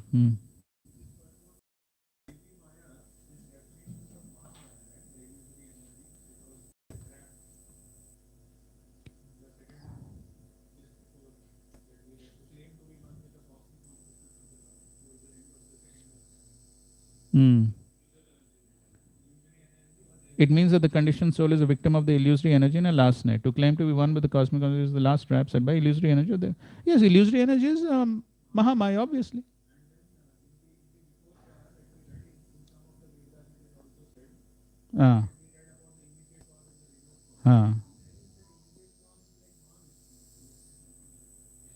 Yes, so that is also correct. So Mahavishnu is the immediate cause. Of course, there is no. So it's not that we are relating impersonal Brahman and Mahavishnu. That is not the point. So the point is that even so, if you see in the creation, so Mahavishnu is he's glancing over the Pradhan and all that is taking place. So he can be said to be actually he is not even the immediate cause. The immediate cause is actually the Mahatva, the Prakriti, that is actually the immediate cause. So we can say the Mahavishnu is actually the intermediate cause. But then ultimately Mahavishnu is also Kala. He is simply an expansion of Krishna. So that is what we understand. But as the Vedas are saying, Sarvam Khalo Idam Brahma. Correct. So therefore, the Vedas are also saying that Brahman is the cause of everything. Brahman is the cause of everything. Brahman is all pervading. So that is what there are Vedic statements to that effect. But then one has to understand that in the right perspective. That is the point. So even though it may be said that Brahman is the cause of everything, but then the fact is that Brahman is also dependent on the Supreme Lord. So therefore, the impersonal Brahman, everything. So why it is said Brahman is the cause of everything? Because everything exists in Brahman. The entire impersonal Brahman, which is the Brahmajyoti, is existing everywhere. And therefore, it is said that Brahman is the cause of everything. But then one has to understand what is the cause of Brahman. So Brahman is basically emanating from the body of the Supreme Lord. See, so it depends on from which perspective you see it. So from the perspective of Krishna, Mahavishnu, and the Pradhan Mahatattva, then you have immediate cause, intermediate cause, remote cause. But then if you see from the perspective of Brahman and Supreme Lord, then Brahman is the immediate cause, because Brahman is pervading everywhere and the material creation is within Brahman. And so therefore, later on, no, somewhere it comes actually, there's a verse where it says that the impersonal Brahman is the cause of everything. But then the impersonal Brahman is not independent. So from different perspectives, we are seeing. Later, we need to complete this Chatushloki today. Okay. Now, the second verse, text 34. Rute artam yad pratiyeta na pratiyeta chatmani tad vidyadatmano mayam yatha bhaso yata tamaha. O Brahma, whatever appears to be of any value, if it is without relation to me, has no reality. Know it as my illusory energy, that reflection which appears to be in darkness. Okay, so to have an understanding of this verse, of course, all the verses are very nicely explained in the Chaitanya Charitamrita. So we're going to the Chaitanya Charitamrita, where Srila Prabhupada has very beautifully explained this verse especially.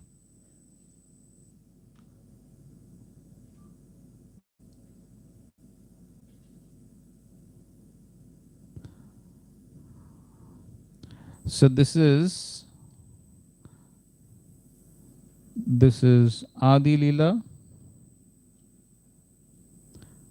chapter 1, 51 to 56. In these verses, so there's talking about spiritual masters. So the original spiritual master is Krishna himself, who first gives knowledge to Brahma.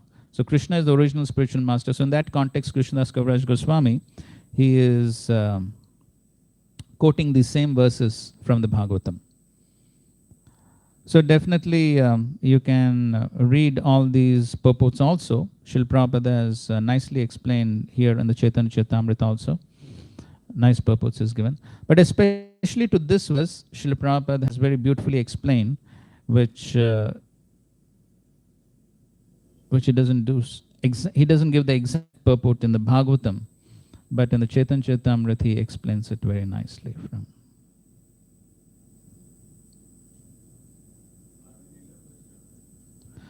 Yes, 51 to 56.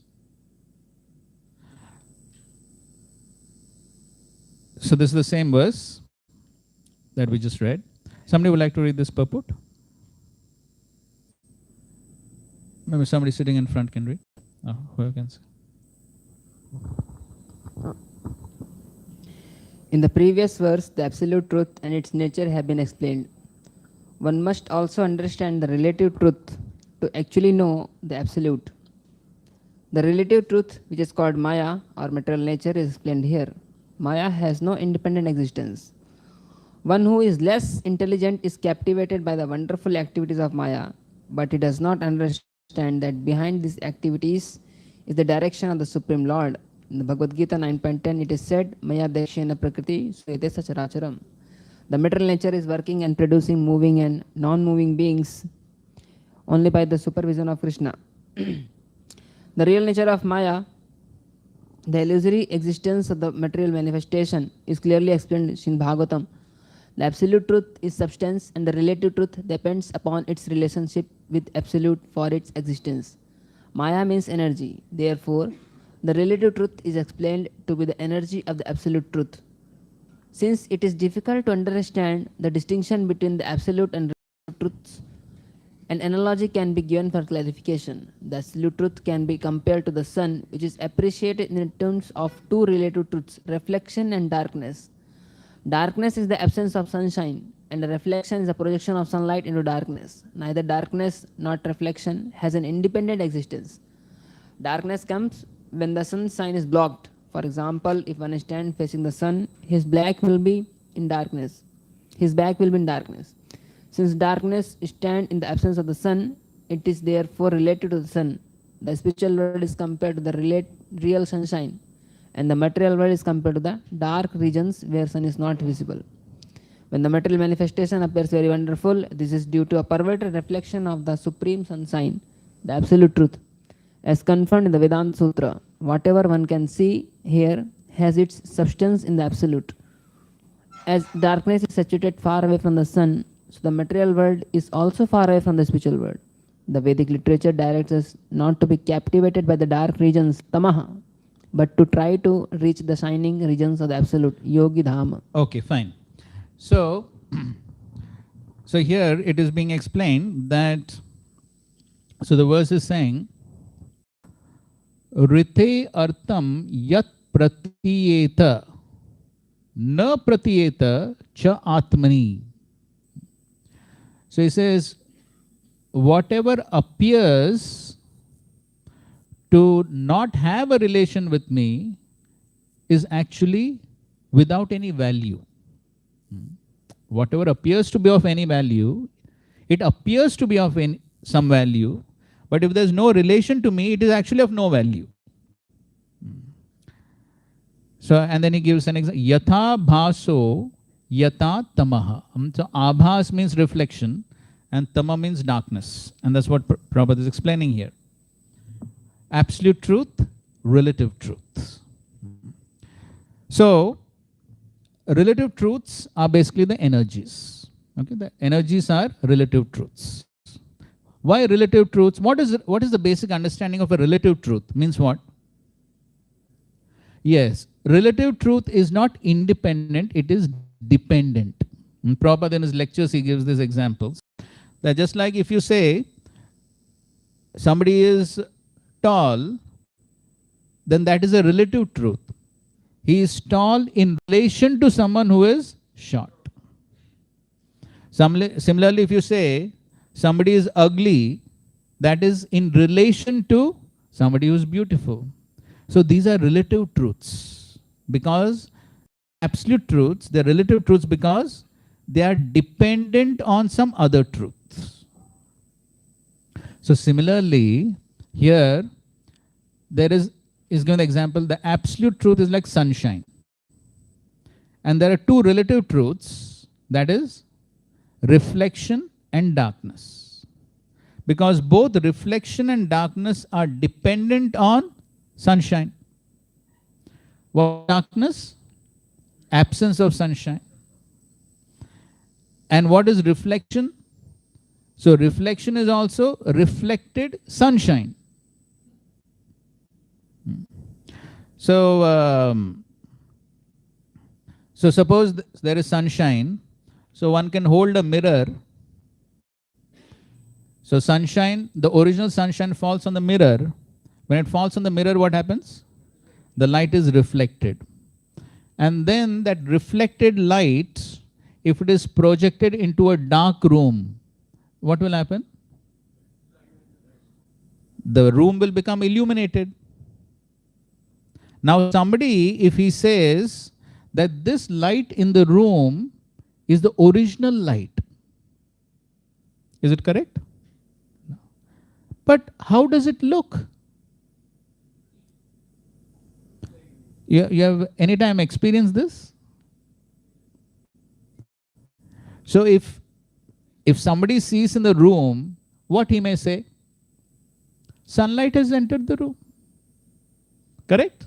Somebody who sees the room nicely illuminated will say, sunlight has entered the room. But what is the reality?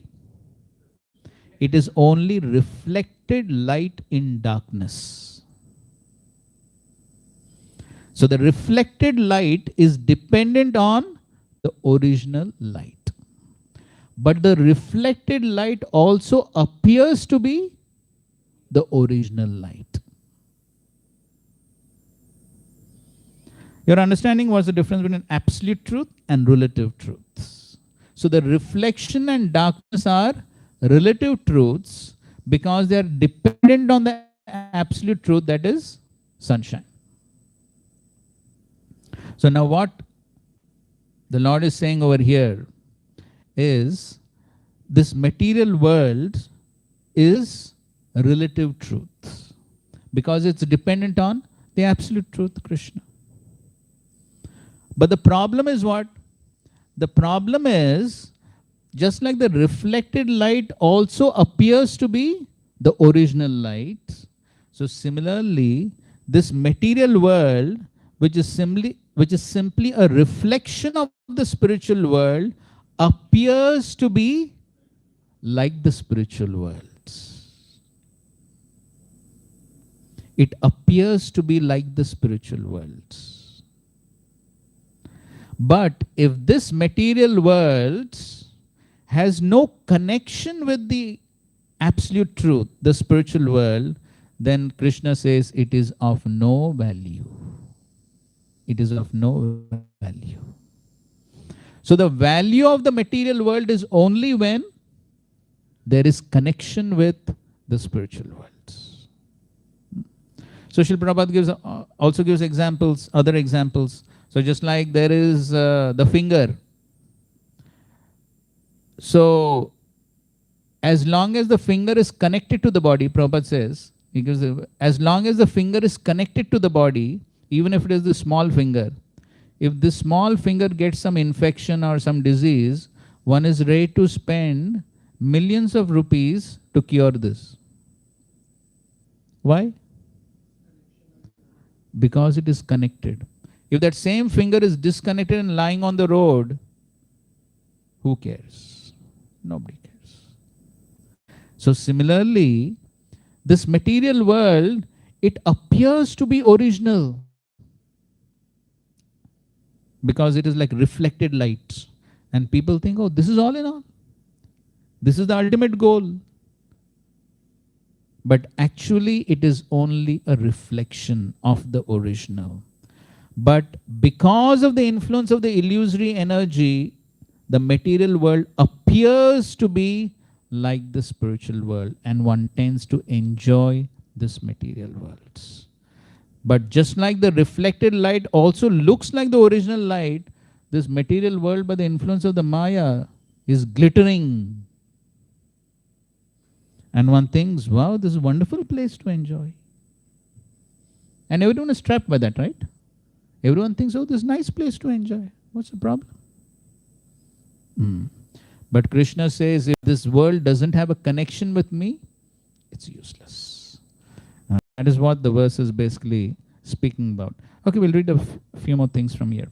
Okay, please read. The spiritual world is brightly illuminated.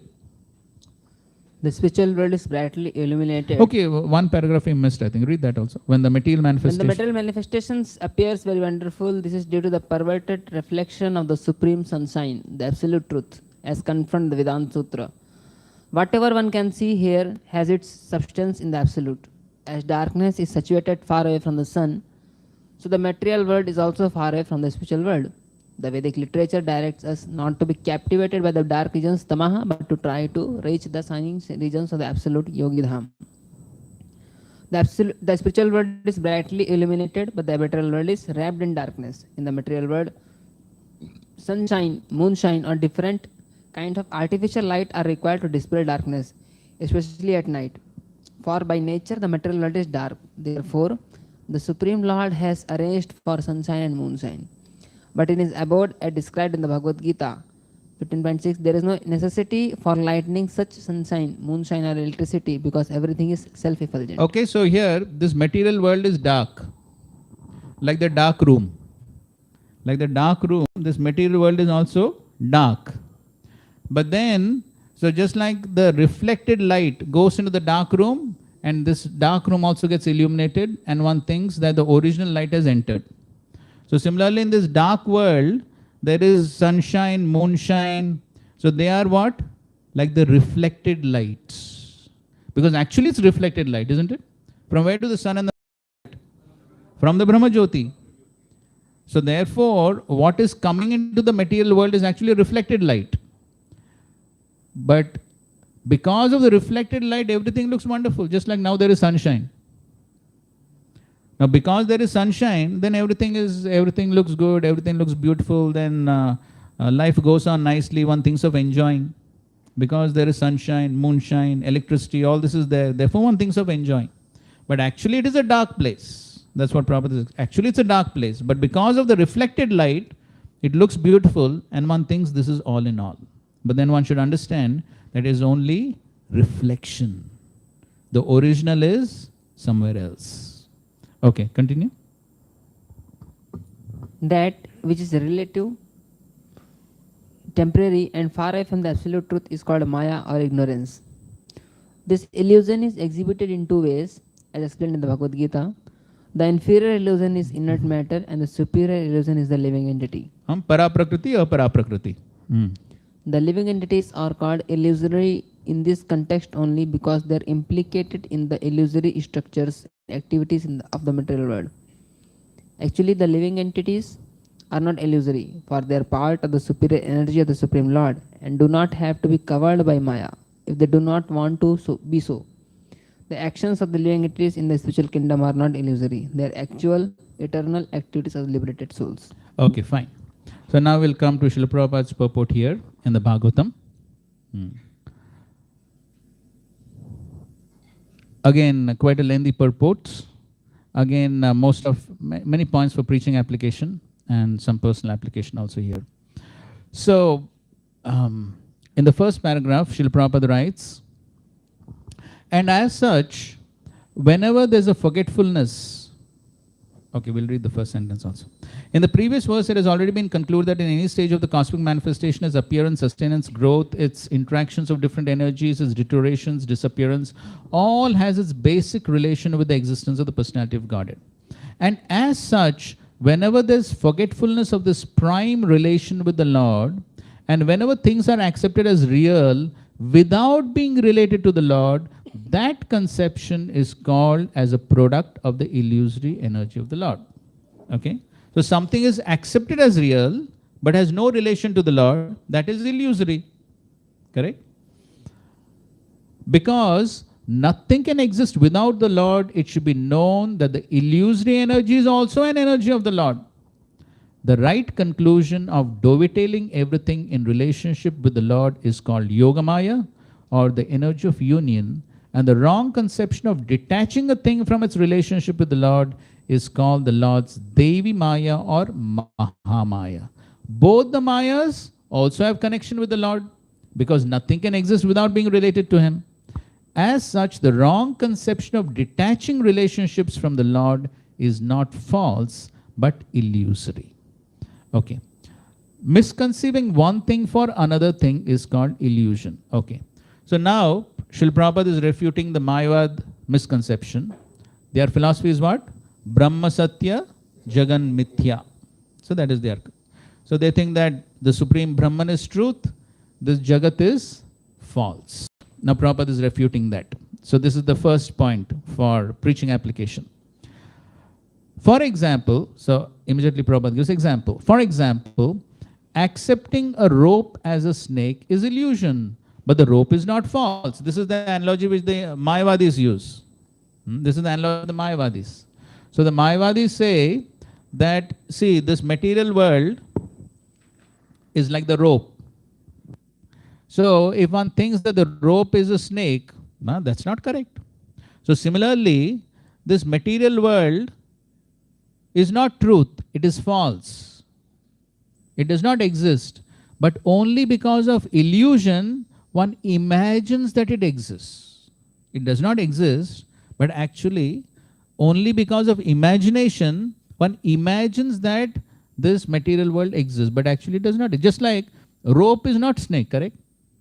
If you say there's a rope, if you say it is snake, is it snake? No, it is false. So similarly, material world, one says the material world is actually existing. No, it actually does not. It's only imagination. Just like one imagines rope to be snake, one is only imagining that this material world is truth. Actually, it does not exist. It is false. So now Prabhupada is refuting that by saying, okay, the snake may not be present. Snake is imaginary, but is rope imaginary? No, rope is not imaginary. Rope is present. Thinking it to be snake is imaginary. So the rope as it exists in the front of the illusion person is not false. But the acceptance is illusory. Therefore, The wrong conception of accepting this material manifestation as being divorced from the energy of the Lord is illusion, but it is not false. So thinking that this material world has no connection with the Supreme Lord, that is false. But the material world is not false. Thinking that it is divorced from the Supreme Lord, that means separate from the Supreme Lord, no connection with the Supreme Lord, that conception is false. What is the result of this misconception? So the Mayavadis think that this material world has no connection with the Supreme Lord. Because it has no connection with the Supreme Lord, so therefore ultimately they land up enjoying this material world. Because it has no connection with the Supreme Lord, then for what it is meant? Then for it is meant for my enjoyment. So that is what happens. So therefore, Srila Prabhupada writes in Bhagavad Gita purports, so they give up this material world as a dreamland, but then they come to enjoy this very dreamland. Because they don't see it in connection to the Supreme Lord. So because they cannot see that connection, they see it divorced from the Supreme Lord. So therefore, ultimately they land up enjoying this material worlds. Therefore, if you remember, right in the first verse, purport Srila Prabhupada has written that the impersonal conception of the absolute truth has actually resulted in, right, it has resulted in, I'm trying to recollect, what's the exact statement?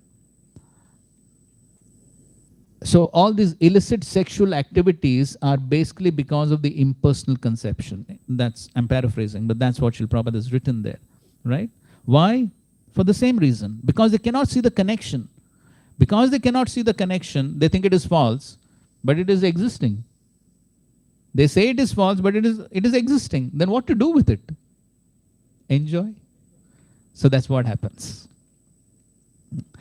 And this illusory conception is called the reflection. And this illusory conception is called the reflection of the reality in the darkness of ignorance. So again, you remember that example? The reflected light in the dark room. So reflection of reality. What is reality? Spiritual world. Reflection of that reality in the darkness of ignorance. The darkness is the material world. So it is dark place, but there is a reflection of the reality. And because the reflected light is there, and therefore this entire material world looks very beautiful, and therefore one thinks that the material world is real, it is meant for my enjoyment. So all this is due to the play of the illusory energy, which makes it look real, but actually it's only reflected light. It is not the original light. Anything that appears as apparently not being produced out of my energy is called Maya. So anything that one thinks has no connection to the Supreme Lord is called Maya. Because the reality is what? Everything is connected to the Supreme Lord. There is nothing which is not connected. So if one thinks that something has no connection to the Supreme Lord, that misconception is Maya or illusion. So the conception that the living entity is formless or that the Supreme Lord is formless is also illusion. Okay. So now, second point. Second point, Prabhupada refutes. Second point of Mayavad misconception is that the living entities, they are individuals, they have a form in the conditioned state. In the conditioned state, there is form, there is individuality, but in the liberated state, no form, no illusion, everything becomes one. That is the Mayavad conception. To refute that, Prabhupada quotes 2.12 Bhagavad Gita. What is 2.12? Na tve maham jatu nasam, na tvam neme janadipa, na chaiva, na bhavishyama, sarvevayam ita ataparam. So there Krishna is saying, me, you, and all these kings, they existed in the past, They're existing now and they will continue to exist in the future. So by quoting this verse, what is established? Yes, individuality, eternality, form, everything is established. So the forms have been present, the individual souls have been present in the past, now they are present, and in the future also they will be present. So that's how, by quoting this verse, Srila Prabhupada has refuted this, the misconceptions of the Mayavadis, that only in the conditioned state there is form, there is individuality, all that is there. But after liberation, everything becomes one. So that has been refuted. That's why Prabhupada is quoting that and he's explaining that verse. And further down, Prabhupada writes, in all circumstances, the Lord and the individual and the living entities are individual personalities, and the personal features of both the Lord and the living beings are never abolished. Only the influence of the illusory energy, the reflection of light in darkness. Prabhupada uses this phrase throughout this purport, reflection of light in darkness. That is Maya. So, only the influence of the illusory energy, the reflection of light in darkness, can by the mercy of the Lord be removed. So this illusion can only be removed by the mercy of the Lord. In the material world, the light of the sun is also not independent, nor is that of the moon. The real source of light is Brahma Jyoti. So all this is what? Reflected light, which diffuses light from the transcendental body of the Lord. And the same light is reflected in varieties of light. The light of the sun, the light of the moon, the light of fire, light of electricity. So the identity of the self as being unconnected with the Supreme Self, the Lord, is also illusion. And the false claim, I am the Supreme, is the last illusory snare of the same Maya, or the external energy of the Lord. Okay, so this, the misconception of the impersonalists that I am the Supreme is also a result of that same influence of the illusory energy. Okay, so now, so therefore, so that can be the third point. The third point is that the impersonalist understanding I am the Supreme, so that is also an illusion due to the influence of the same illusory energy. Okay. Now, fourth point, leaving one paragraph. The independence of the individual living entity is not real independence, but is just the reflection of the real independence existing in the Supreme Being, the Lord. The false claim of supreme independence by the conditioned souls is illusion, and this conclusion is admitted in this verse. So the living entity thinks himself to be independent, but that so-called independence is also a result of the illusory energy, the reflection of light in darkness. Actually, the living entity has no independence. Why? Why he has no independence? Yes, he is dependent on the sanction of the Lord. What is the basic dependence of the jiva? Mama mevamshu jiva loke jiva bhuta sanatana. First of all, he is part and parcel of the Supreme. So where is independence? So therefore, his independence is also based upon the Supreme Lord. So of course, Supreme Lord has given minute independence, but then ultimately, he is totally dependent on the Supreme Lord, being part and parcel of the Supreme. And then Prabhupada explains that how persons with poor fund of knowledge, they become illusion, and all these scientists, physiologists, philosophers, they all become dazzled by the glaring reflection of the sun, moon, electricity, etc., and deny the existence of the Supreme Lord, putting forward theories and different speculations about the creation, maintenance, and so on. Okay, so further down, Prabhupada writes, these scientific studies of the cosmic manifestation of the bodily construction, independent of the Supreme Lord, are all different reflective intellectual gymnastics. Prabhupada has used some amazing words. Reflective intellectual gymnastics. But at the end, they're all illusions and nothing more. So Prabhupada is presenting different aspects of the influence of the illusory energy. So different aspects of the illusory energy, that's what Prabhupada is presenting. So these are the intellectual people who have all these different theories and all that. But what are all their theories? They're also reflections of the original, reflective intellectual gymnastics. But at the end, they're all illusion and nothing more.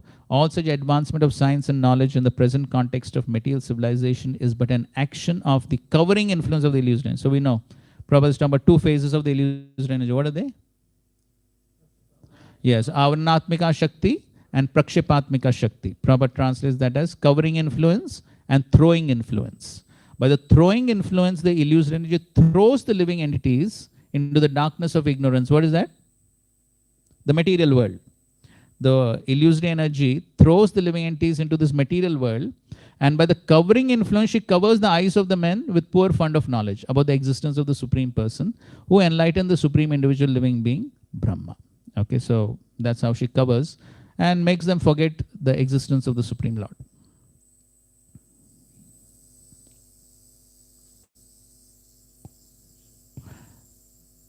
Okay, next paragraph. Although the reflectory energy of the Lord displays various illusions to the eyes of persons with a poor fund of knowledge, the sane person knows clearly that the Lord can act even from far, far beyond our vision by his different energies, just as fire can diffuse heat and light from a distant place. So this is another aspect of the Mayavad philosophy that Srila Prabhupada is refuting. So the Mayavad understanding is that because the Supreme Lord, he is far, far away, so therefore he cannot have any influence in the material world. He is far, far away. So what influence he can have in the material world? So therefore, that Supreme Absolute Truth, he is not a person, he is simply impersonal, because we don't see his influence here in the material world. What influence can he have? So for that, Prabhupada is refuting that with the example of fire. So fire may be far, but still one can experience fire through his energies, heat and light. So similarly, the Lord may be far, far away, but still one can experience the Supreme Lord through his different energies. And those different energies are, yes, Prakriti. Now, next point is that, okay, then somebody may say, okay, the Lord has different energies. Again, all these are refutations of Mayavad only. So the Mayavadis say that, okay, you say that there is energy and energetic. There's energetic, there's energy. So if you say that there is, the energy is acting in this world very powerfully, then there is no difference between energy and energetic. So they say energy, energetic, both are same. So, so they have, so there are these two philosophies.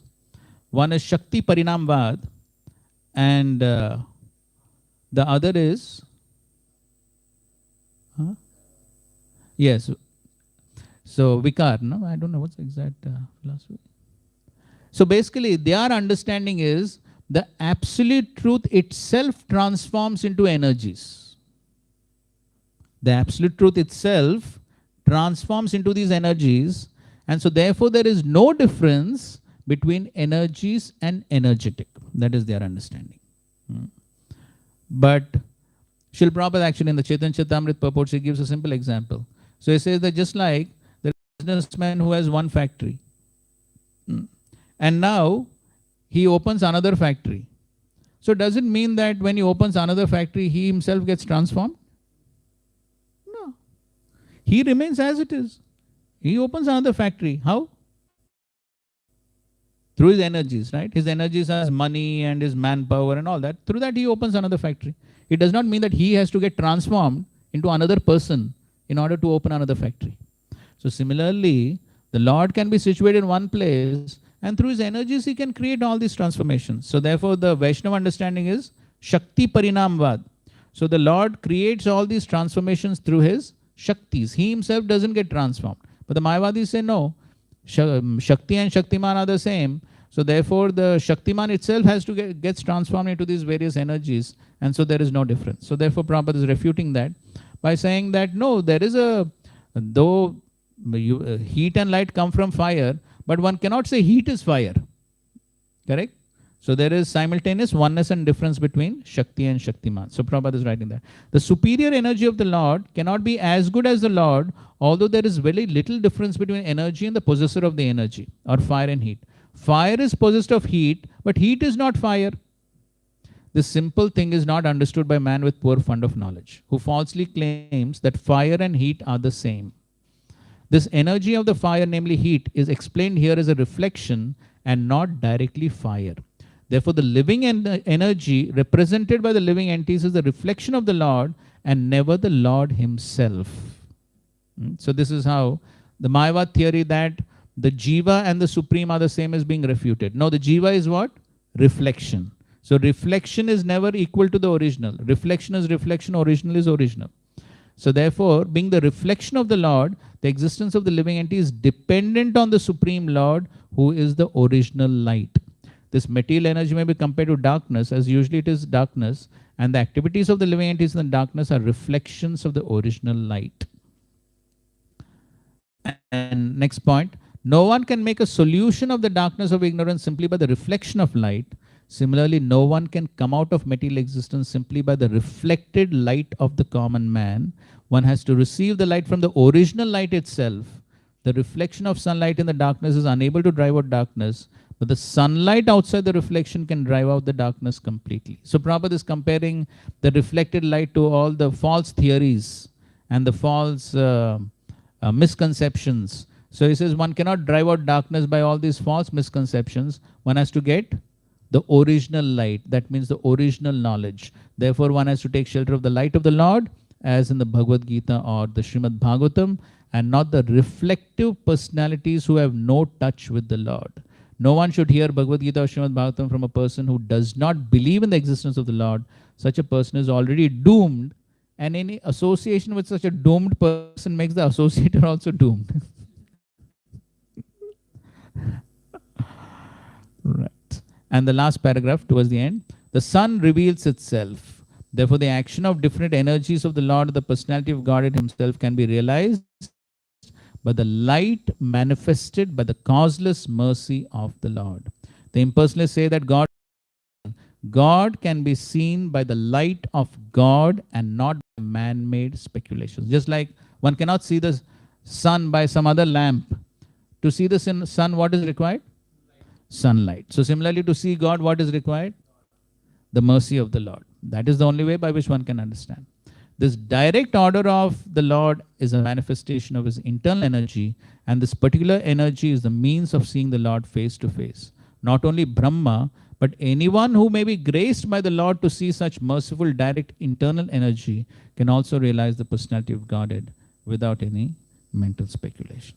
So anyway, the substance of this entire discussion is that there is the absolute truth, there is the relative truth, there is the Supreme Lord, and there are his different energies, and one should not mistake the energies and the energetic to be non-different. There is always a difference between energy and energetic. There is simultaneous oneness and difference. And so one should not be simply attracted by the glittering of the energy, forgetting the connection with the energetic. So one should always see that connection. So therefore, the Lord is saying, if you don't see that connection, that is illusion created by the reflected light in the darkness of ignorance. Okay, fine. So,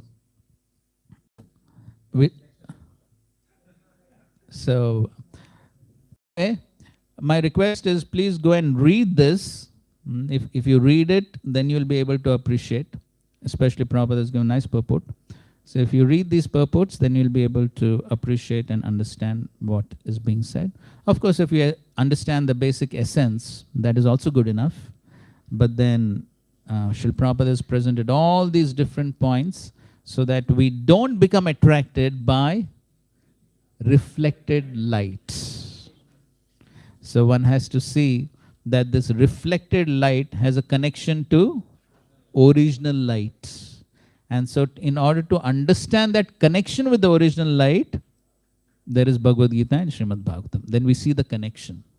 Then when we see the connection, then we will not try to enjoy anything independent of the Supreme Law. That is the problem, correct? The problem is we try to enjoy. Why we try to enjoy? We don't see the connection of the reflected light. The moment one sees the connection, then one will say, oh, this is not my property. This is whose property? The whole discussion in the morning Bhagavatam class was what? The whole discussion in the morning Bhagavatam class was this only. You don't see something as Brahmana's property, which is ultimately Krishna's property. Then you see all the effects. Kumbipak hell, one will be cooked along with all the relatives. And born as a worm in the stool for 60,000 years. What is all that? Not seeing the connection. That is the whole problem. So, just to see that connection, we are going through all this tapasya. All this tapasya is meant for only seeing that connection. We are not able to see that connection. Only for that purpose, all this tapasya of chanting the holy names and reading Bhagavad Gita, Bhagavatam, entire devotional service is for just seeing that connection and not mistaking reflected light to be original light. Philosophy is very simple. Just understand light and reflected light.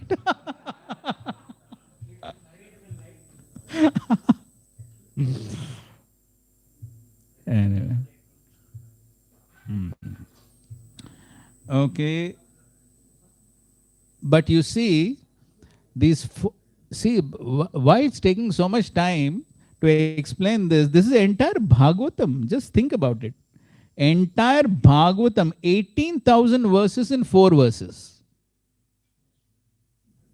Crash course, yes.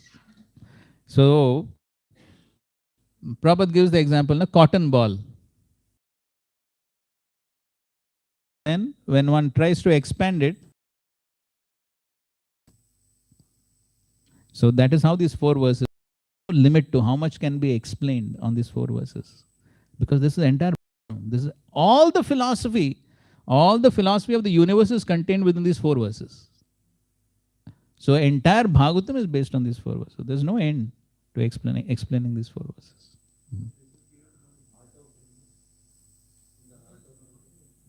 Now the Lord is directly speaking.